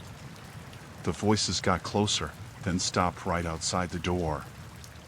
I could see shadows moving under the door. They were looking for her. My heart was pounding so loud I was sure they could hear it. But after a few tense minutes, they moved on. We waited a bit longer, then made our way out. We got to the ground floor and out the front door. I called the police as soon as we were outside. They arrived quickly and took the woman to safety. They searched the building but didn't find the captors. They had vanished. The police questioned me for hours. I told them everything I knew, but there were still so many questions. Who were these people? Why was she being held? And how did they know the building so well? I didn't get any answers that night. I went home, exhausted and shaken. I couldn't sleep, replaying everything in my mind. The woman's voice, the hidden door, the shadows under the door. It all felt like a nightmare. Today, I'm still trying to process it all. The building feels different now, less safe. I keep thinking about that woman and what she went through. I'm just glad I was there to help, even if I don't have all the answers. I don't know if I'll ever feel completely safe again, but I do know one thing. I'll always trust my instincts. If I hadn't listened to that call, who knows what might have happened to her.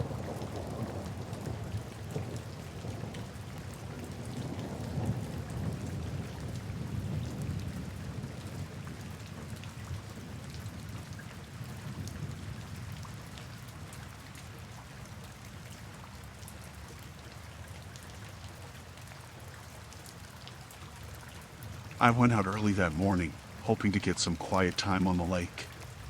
Fishing alone had always been my way of unwinding, especially after a stressful week. The weather was perfect, a light mist over the water and not too cold. I set up my gear and cast my line, enjoying the stillness around me. After a while, I noticed another fisherman not too far from me. He was waving and smiling. I waved back politely. He started walking over, his gear slung over his shoulder. "Morning," he called out cheerfully. "Morning," I replied, trying to focus on my line. "Nice spot you got here," he said, settling down nearby. "Mind if I join you?"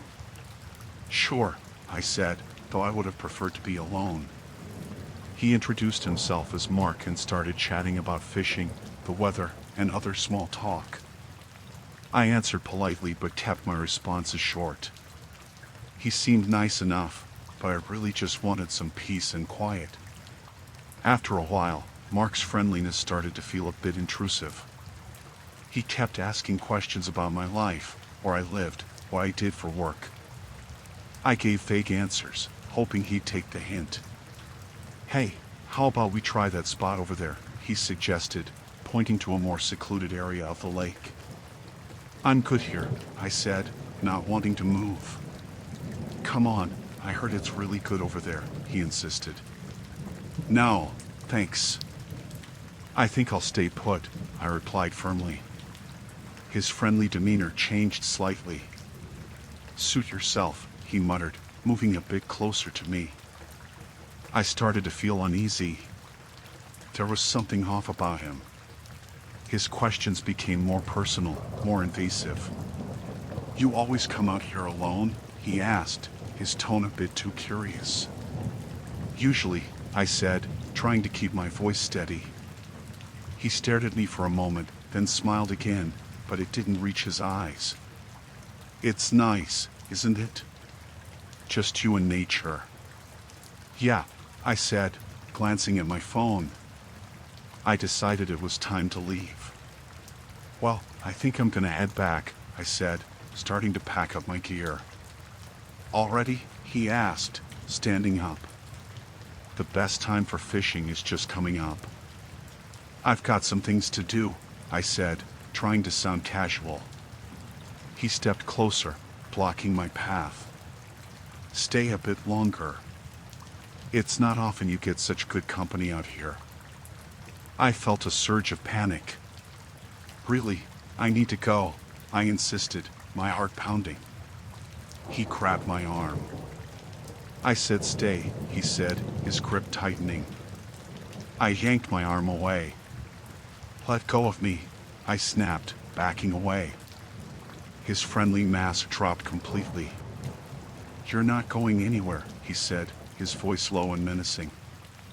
I looked around, trying to find a way out. The path back to my car was a good distance away, and I didn't know if I could outrun him. "Why are you doing this?" I asked, trying to keep him talking while I thought of a plan. He shrugged. "It's more fun with company," he said, taking a step closer. I backed up further, my mind racing. I remembered the knife in my tackle box. "Look, I don't want any trouble," I said, edging toward my gear. "Too late for that," he said, lunging at me. I grabbed the knife and swung it out in front of me. He stopped short, eyes wide. "Stay back," I warned, holding the knife between us. He sneered. "You think that scares me?" "Stay back," I repeated, my voice shaking. He lunged again, and I slashed at him, catching his arm. He yelled in pain, but it didn't stop him. He tackled me, knocking the knife from my hand. We struggled on the ground, and I managed to kick him off me. I scrambled to my feet and ran toward my car, adrenaline giving me a burst of speed. I could hear him behind me, shouting and cursing. I didn't look back, just focused on getting to my car. I reached it and fumbled for my keys, my hand shaking. I got the door open and jumped in, locking it behind me. He pounded on the window, but I started the engine and sped off, my heart racing. I drove straight to the nearest town and went to the police station.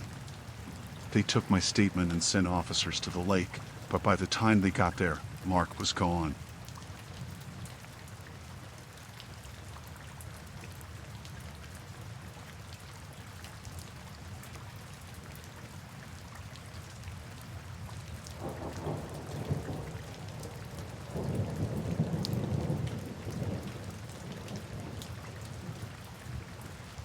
I decided to go camping in a remote area of the forest for a few days of solitude and relaxation. I picked a spot far from the main trails, hoping for peace and quiet. Everything was going well until the storm hit. It started as a light drizzle, but quickly turned into a torrential downpour. The wind was howling, and the rain was coming down so hard it felt like it might tear my tent apart. I packed up what I could and made a quick decision to find shelter. I remembered passing an old barn on the way to the campsite. It was about a half-mile away, so I grabbed my flashlight and started heading in that direction. The rain made the ground slippery, and I had to be careful not to fall. By the time I reached the barn, I was soaked through. The wind was so fierce it felt like it might blow me off my feet. I pushed the creaky door open and stepped inside. The barn was old and musty, but it was dry. I shined my flashlight around and saw some scattered hay bales and old farming equipment. At least I was out of the rain. As I settled into a corner, trying to warm up a bit, I noticed something strange. There were fresh footprints on the dirt floor, and the hay around them was disturbed. It looked like someone had been here recently, and not just passing through. There were also some discarded food wrappers and a couple of empty bottles. A shiver ran down my spine. I wasn't alone here, but I didn't see anyone. The storm outside was getting worse, and the sound of the wind and rain was so loud it was hard to hear anything else. I tried to stay calm and decided to wait it out until the storm passed. I kept my flashlight off to avoid drawing attention and sat very still. Every creak of the barn made me jump. The thought that someone might be hiding in here with me was making it hard to breathe. I kept listening, trying to detect any sounds that might hint at someone else's presence. The storm raged on, and it felt like the wind was getting even stronger. I heard a loud bang outside and my heart nearly stopped. I looked around the barn, searching for any possible weapons or ways to defend myself. The only thing I could find was a rusty pitchfork, which I picked up and held close, hoping it would be enough if I needed it. The barn door creaked open, and I froze. I was sure I had closed it properly. I quietly moved to a spot where I could see the door without being seen myself. Through the gaps in the wooden walls, I saw a shadowy figure standing just outside. My breath caught in my throat. They were looking inside, but they didn't come in right away. I held my flashlight tightly, ready to use it if necessary. The figure stayed outside for what felt like an eternity, and I tried to stay as quiet as possible. The rain was still pouring down, and the storm's fury seemed to be increasing. Finally, the figure turned and walked away, disappearing into the rain. I waited for what felt like another hour before I dared to move. The storm had let up a bit, and I thought maybe it was safe to leave. I carefully made my way to the door, peeking outside. The rain was still coming down, but the wind had calmed slightly. I couldn't see anyone, but I didn't want to take any chances. I decided to go back to my campsite and pack up as quickly as possible. I figured it would be safer to leave the area rather than risk running into whoever had been in the barn. I grabbed my things and headed out, trying to avoid the muddy patches that might make me slip. The path back to my campsite was treacherous. The storm had made the trail almost impassable. I slipped a few times but managed to keep my balance. When I finally reached my campsite, I was relieved to find that my tent was still standing, though it was soaked. I packed up my gear as quickly as I could, knowing that the storm was still unpredictable. I felt a sense of urgency. The sooner I could get out of here, the better. I was about to leave when I heard footsteps nearby. I froze, my heart racing. I could see the figure of someone moving through the trees, and it wasn't far from my campsite. I hurriedly finished packing and decided to take a different route out, hoping to avoid the person who might be looking for me. I moved quickly but carefully, trying to stay as quiet as possible. The rain was still heavy, and the sound of it on the leaves masked my movements somewhat. When I finally reached my car, I was exhausted and drenched. I threw my wet gear into the back seat and started the engine, eager to get out of there. As I drove away, I glanced in the rearview mirror but didn't see anyone following me. I took one last look at the forest before turning onto the main road and heading home. The storm eventually passed, and the sun came out the next day, but the fear of that night stayed with me.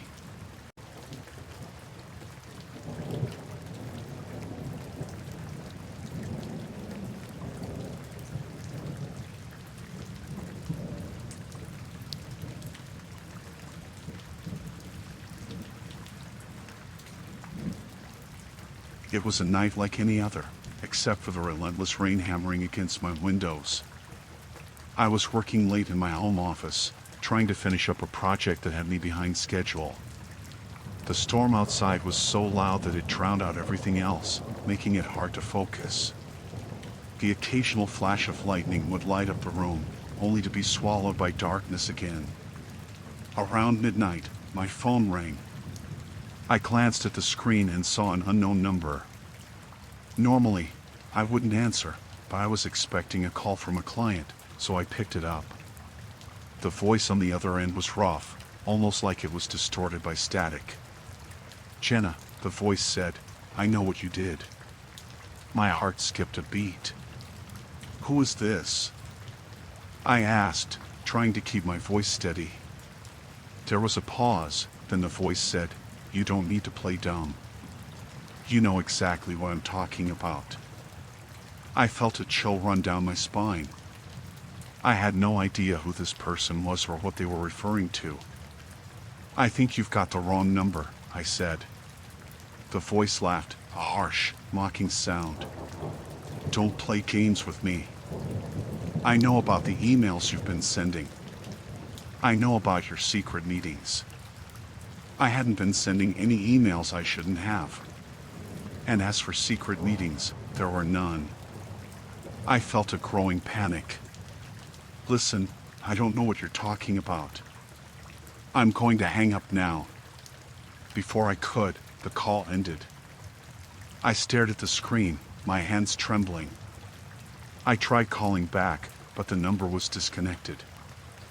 I felt uneasy but tried to push it aside. Maybe it was just a prank.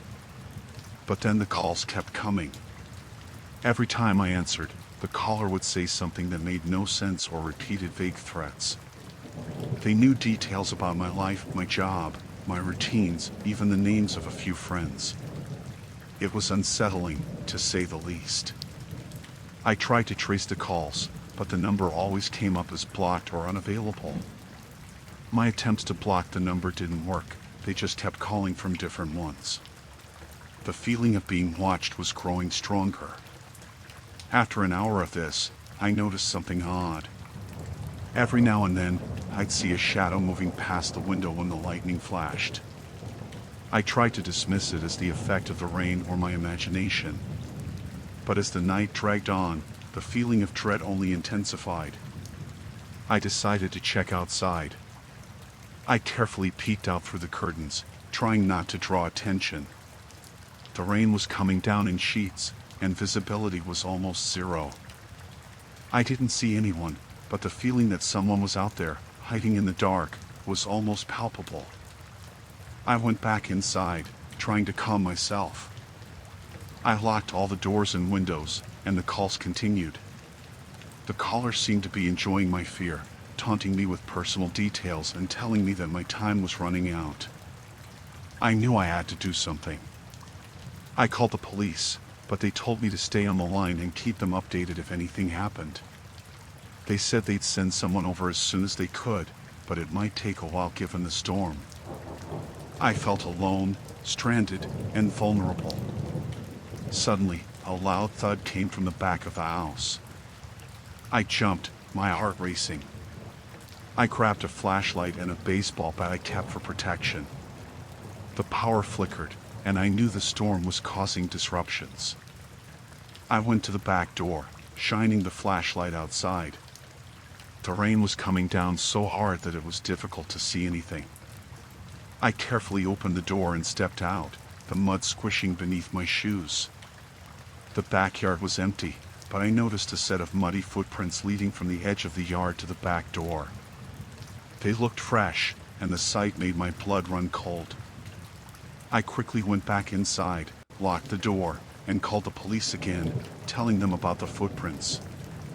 They promised someone would be there soon.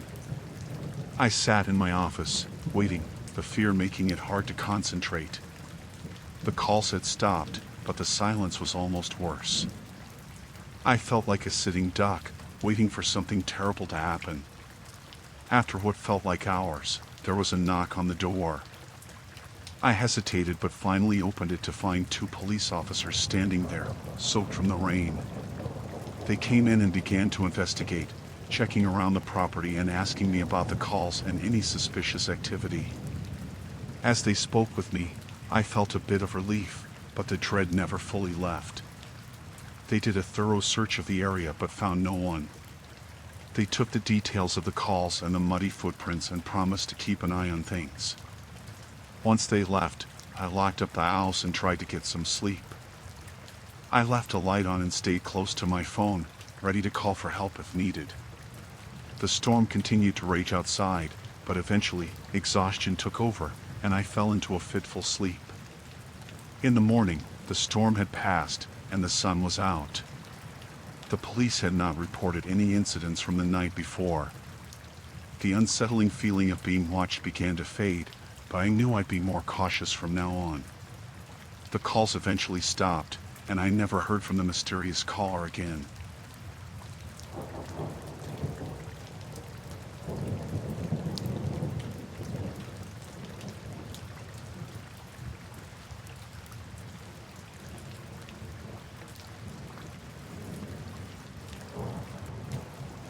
I was driving alone on a long stretch of highway. The rain started coming down harder, making it difficult to see. The windshield wipers were going full speed, but it didn't seem to help much. The road was nearly deserted, and I felt a bit uneasy. It was the kind of night that made you wish you weren't alone. I saw a figure on the side of the road, drenched and holding out a thumb. Normally, I wouldn't pick up a hitchhiker, but the weather was awful, and I felt a pang of sympathy. I pulled over and rolled down the window. "Need a ride?" I asked. He smiled, his face partly hidden by the hood of his jacket. "Yes, please. It's miserable out here." He climbed in, bringing a wave of cold, wet air with him. I turned up the heat and started driving again. We exchanged small talk at first. His name was Mike. He seemed friendly enough, talking about the weather and his bad luck with his car breaking down. I felt more relaxed with him in the car, the company breaking the monotony of the drive. But as the rain got heavier, something in his demeanor changed. His responses became shorter, his tone more serious. I tried to keep the conversation going, but it felt forced. There was a tension in the air that I couldn't quite place. Suddenly, he reached over and locked the car doors. I glanced at him, my heart starting to race. "Why did you do that?" I asked, trying to keep my voice steady. "For safety," he replied, but there was something unsettling in his voice.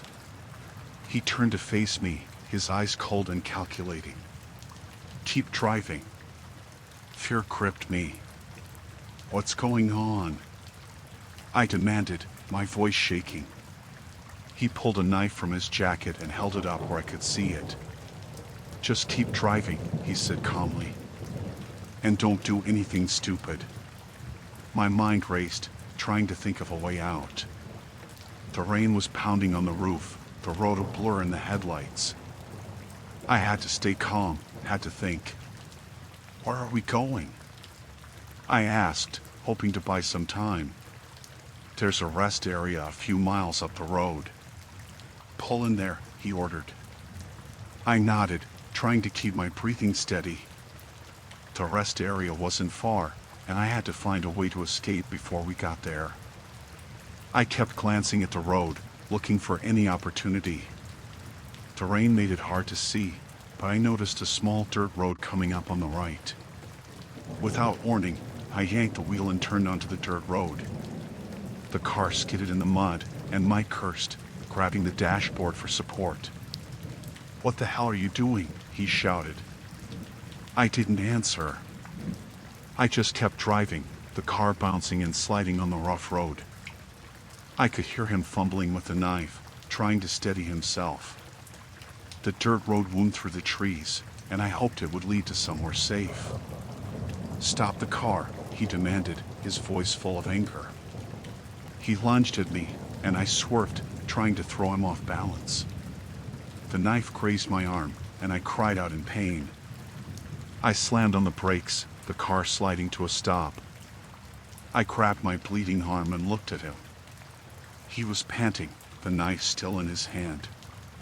"Get out," he ordered, pointing the knife at me.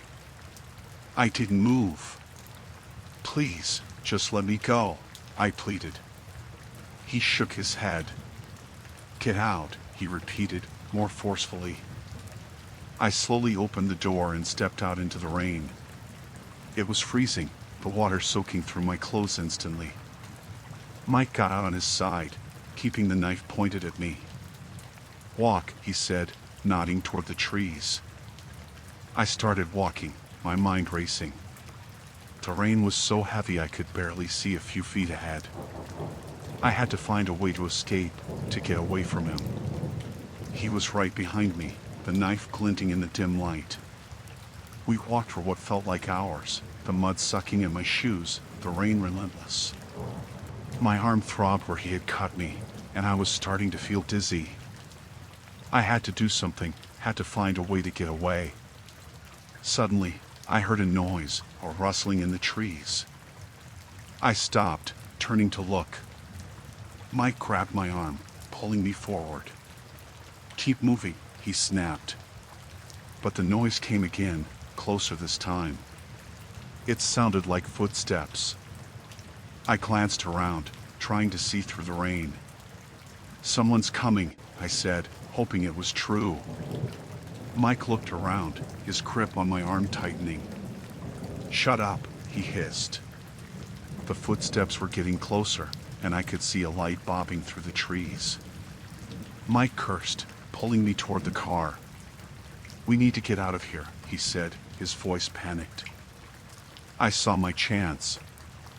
I twisted out of his grip and ran toward the light, screaming for help. "Help! Please, help me!" The light stopped, and I heard a voice call out. "Who's there?"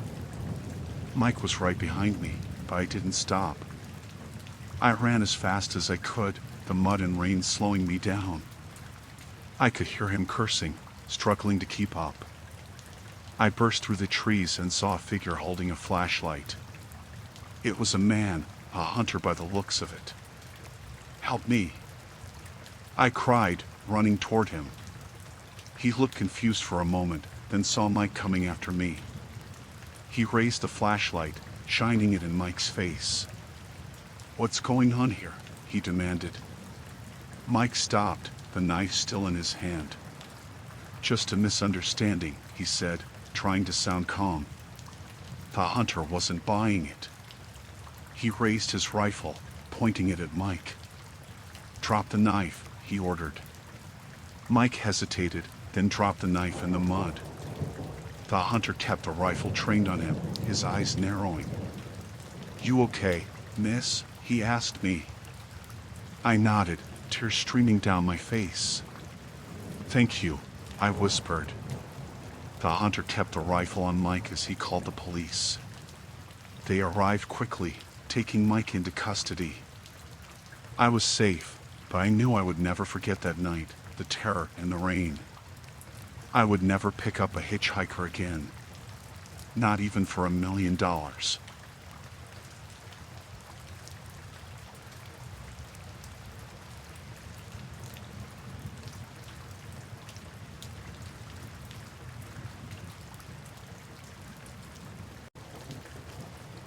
It was pouring rain when I left the office that night. The storm had been building all day, and now it was a full-blown downpour. I hurried to my car, huddling under my umbrella, and saw Tom standing at the entrance. He looked soaked, even with his raincoat on. "Need a ride?" I called out. Tom smiled, relieved. "Thanks, Rachel. I appreciate it." He climbed into the passenger seat, and I cranked up the heat. We chatted about work as I navigated the slick roads. The rain was so heavy, it was hard to see beyond a few feet. The wipers were working overtime, but it barely made a difference. We came to a red light, and I glanced over at Tom. He seemed tense, his fingers drumming on his knee. "Everything okay?" I asked. He nodded, but didn't say anything. The light turned green, and I started to drive. A few blocks later, I noticed Tom wasn't in the car anymore. My heart skipped a beat. I hadn't heard the door open or felt any movement. I pulled over, panic rising. How could he just disappear? I got out, looking around, calling his name. The rain was relentless, soaking me in seconds. There was no sign of him anywhere. I got back in the car, my mind racing. Did he jump out? Why didn't I hear anything? I decided to head back to the office, thinking maybe he had gone back there for some reason. When I arrived, the building was dark and locked up. I knocked on the door, hoping the night guard might have seen something. No answer. I was alone. I drove around the area, circling the blocks near where he vanished, but there was no sign of Tom. Feeling desperate, I called the police. They said they would send someone out to take a report, but their tone made it clear they thought he probably just decided to walk home. I sat in my car, shivering from the cold and the fear. Something was very wrong. I decided to go to Tom's apartment, hoping he might be there. When I got there, his lights were off. I banged on his door, but no one answered. As I turned to leave, a figure stepped out of the shadows. I jumped, recognizing one of Tom's neighbors. He looked at me with a mix of curiosity and concern. "You looking for Tom?" he asked. I nodded. "Have you seen him?" He shook his head. "Not since this morning." "Is something wrong?" I explained what had happened, and he looked even more worried. "Tom's been acting strange lately. He mentioned something about being followed, but I thought he was just stressed from work." The rain kept pounding down as I got back into my car. My phone rang, and I saw it was an unknown number. I hesitated, then answered. "Rachel," a voice said. It was Tom, but he sounded scared. "Tom, where are you?" "I don't have much time." "Don't trust them," he whispered. The line went dead. My hands were shaking as I tried to call him back, but it went straight to voicemail. I had no idea what was going on, but I knew I couldn't go to the police. They wouldn't believe me. I drove around aimlessly, trying to piece together what little I knew. My thoughts were interrupted by the sight of a black car that seemed to be following me. Every turn I made, it was right there behind me. Panic set in. I took a sharp turn down a side street and sped up, hoping to lose them. My heart was pounding as I navigated the narrow, rain-slicked roads. I glanced in the rearview mirror and saw the car still behind me. I drove towards the outskirts of town, hoping the winding roads would help me shake them. The car was relentless, though, staying on my tail. I saw a narrow dirt road and turned onto it, the car bouncing over the rough terrain. The road led into a dense forest. The trees closed in around me, and the headlights of the car behind me disappeared. I kept driving until I found a small clearing, then turned off my engine and lights, hoping they wouldn't find me. I sat there in the dark, the rain hammering on the roof, trying to calm my racing heart. I had to figure out what was happening and why Tom had disappeared. I couldn't go home, it wasn't safe. After what felt like hours, the rain finally started to let up. I decided to head back to town, keeping to the back roads. I needed answers, and the only place I could think of was Tom's apartment. When I arrived, the building was dark and quiet.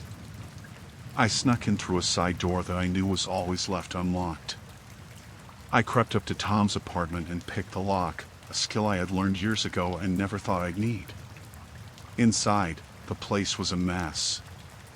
Papers were scattered everywhere, and it looked like someone had been searching for something. I found Tom's laptop on the table and opened it, hoping for a clue. As I searched through his files, I found a folder marked Danger.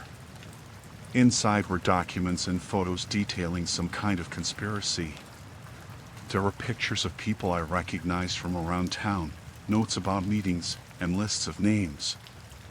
It was all connected to some illegal activities that Tom had uncovered. Suddenly, I heard footsteps outside the door. I quickly closed the laptop and hid behind the couch. The door creaked open, and I saw a pair of boots step inside. I held my breath, praying they wouldn't find me. The person moved around the apartment, searching through the mess. After what felt like an eternity, they left, and I heard the door lock behind them. I waited a few minutes before coming out of my hiding spot. I grabbed Tom's laptop and slipped out of the apartment, heading back to my car. I needed to find a safe place to go through the files and figure out who I could trust. I drove to a nearby motel and checked in under a fake name. In the safety of my room, I opened the laptop again and went through everything. It was clear that Tom had stumbled onto something big, and now we were both targets. I knew I had to get this information to someone who could help, but I had to be careful. I spent the rest of the night making copies of the files and sending them to trusted contacts, hoping they would take it seriously. As dawn approached, I felt a little safer. The storm had passed, but I knew the danger wasn't over. I had to stay hidden until I could be sure the information was out and Tom was safe. The next few days were a blur of paranoia and fear. I moved from place to place, never staying in one spot for too long. I heard from one of my contacts that the information had been leaked to the press, and the authorities were investigating. Finally, I got a call from Tom. He was safe, hiding out in a different city. He thanked me for helping him, and we agreed to lay low until things blew over. It took months for the dust to settle, but eventually, the people behind the conspiracy were arrested, and things started to go back to normal. I never saw Tom again, but we kept in touch through encrypted messages. That rainy night changed everything. I learned to be more cautious, to trust my instincts, and to always be aware of my surroundings.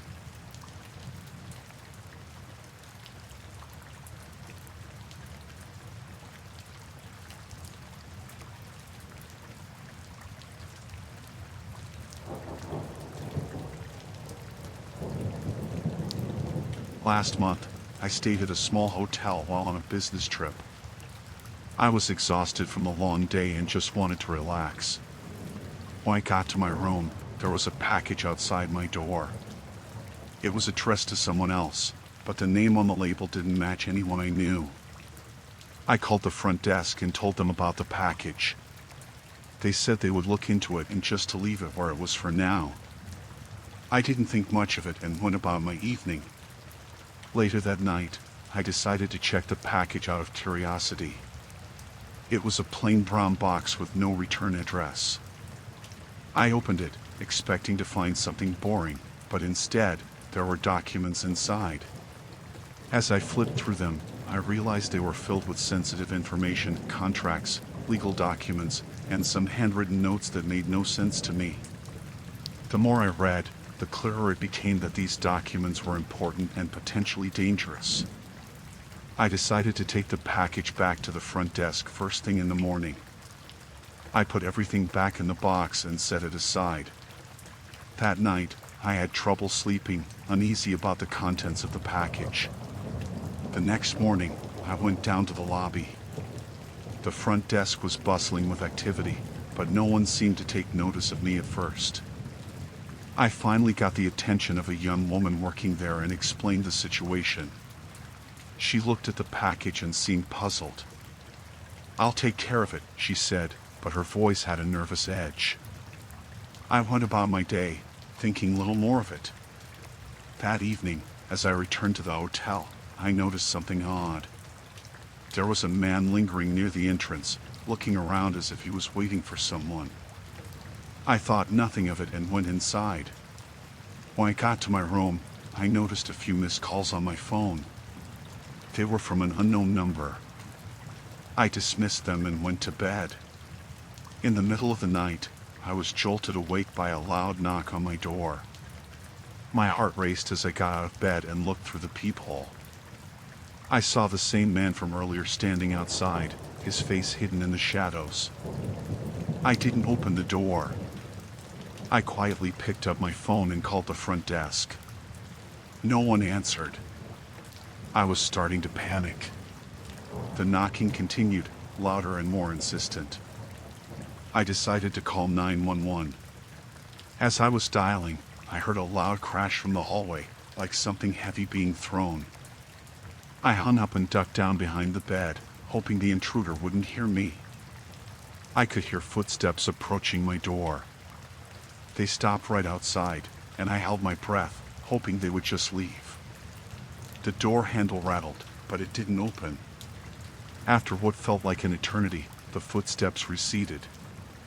I waited a few more minutes before daring to peek out. The hallway was quiet again. I quickly grabbed my things, went to the window, and climbed out onto the fire escape. It was raining heavily, and I was soaked in seconds, but I didn't care. I needed to get out of there. I made my way down the fire escape, and as soon as I hit the ground, I ran to the nearest street and called a cab. I told the driver to take me to a nearby police station. I explained everything to the officers there, and they promised to look into it.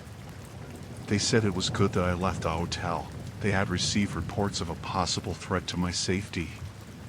After everything, I never went back to that hotel, and I'm still not sure what was in those documents or why they were so important. I moved to a new place and stayed cautious. The whole ordeal made me realize how dangerous situations can escalate quickly, especially when dealing with things that don't seem right.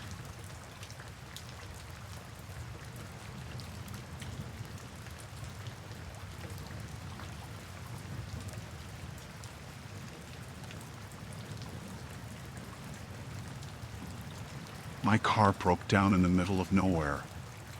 The road was empty, and my phone had no signal.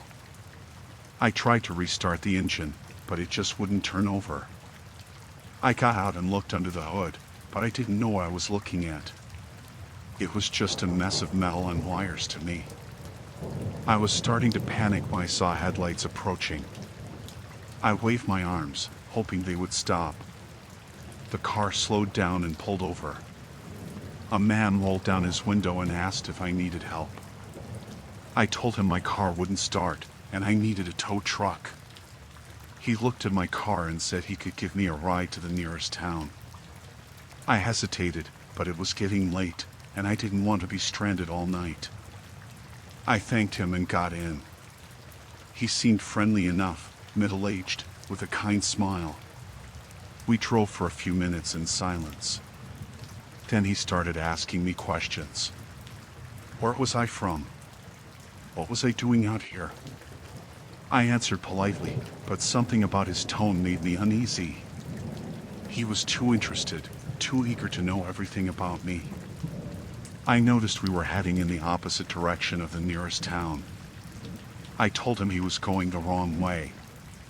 He glanced at me and smiled, but didn't turn around. He said he knew a shortcut. My stomach twisted.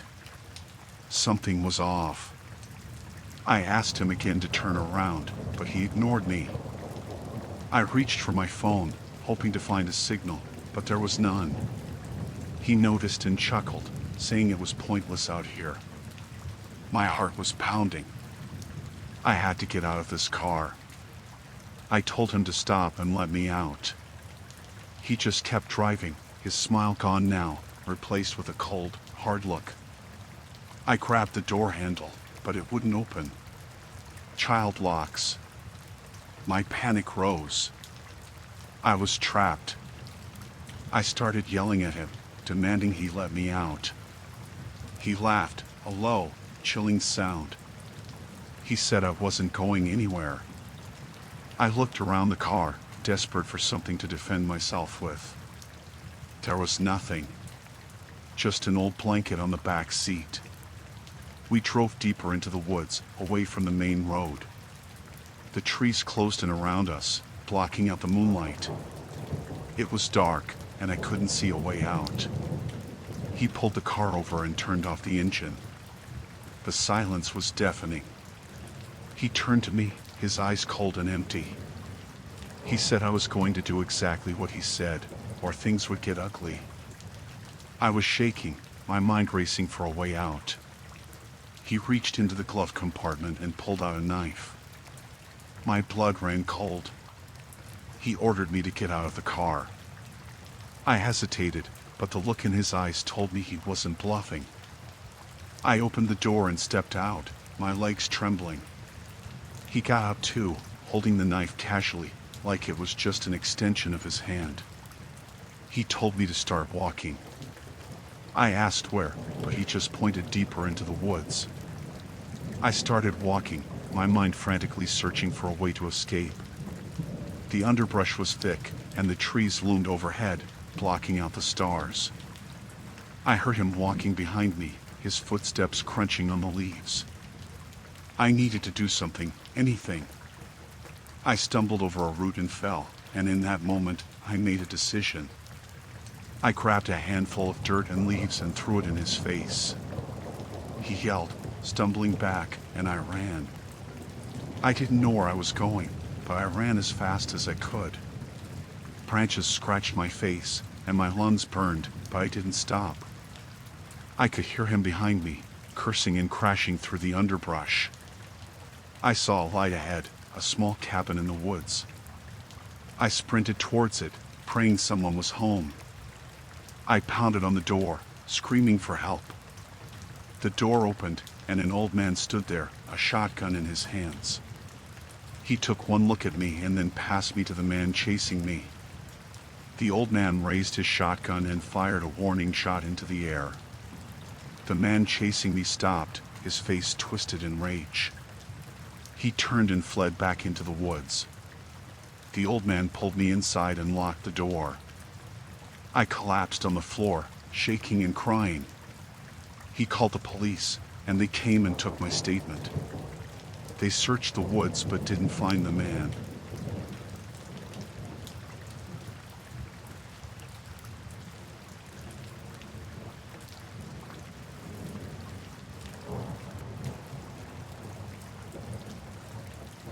I was on a solo road trip and decided to stay at a small hotel off the highway. It was late when I arrived, and the rain was coming down hard. The hotel was quiet and seemed decent enough, though it was a bit worn down. After checking in and getting to my room, I noticed an unmarked van parked outside the hotel. I thought it was strange, but I didn't pay it much attention. I was too tired and just wanted to relax. I ordered some takeout and spent the evening in my room. Around midnight, I went outside to get some fresh air. The rain had let up a little, and I noticed that the van was still there. It was parked right where I had seen it earlier, but now the headlights were on. I didn't think much of it, assuming it was just a coincidence. The next morning, I noticed the van again as I left the hotel to grab breakfast. It was parked across the street, and the same person seemed to be inside, watching me. It made me uneasy, but I brushed it off as paranoia. I had no reason to think someone was actually following me. After breakfast, I decided to head to a nearby park to clear my head. As I pulled out of the hotel parking lot, the van followed me. I tried to convince myself it was a coincidence, but the van stayed behind me the entire way. I could feel my anxiety rising, and by the time I reached the park, I was on edge. I parked and tried to take a walk to calm down, but the van parked a few spots away from me. The same person was still inside, staring straight ahead.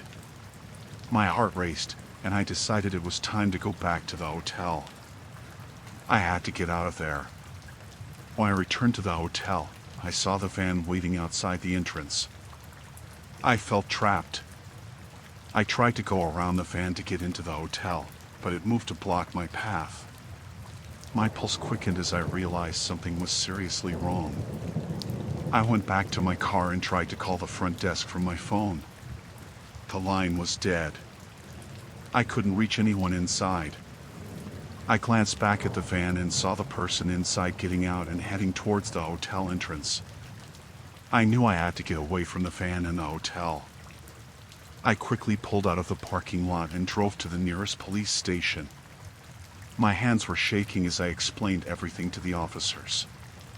They took my report seriously and promised to send someone to check out the situation at the hotel. I didn't go back to the hotel. I stayed at a different place that night and waited for the police to give me an update. They told me they had found the van and talked to the occupants. Apparently, the people in the van were involved in some shady business, and they had been following me for a while,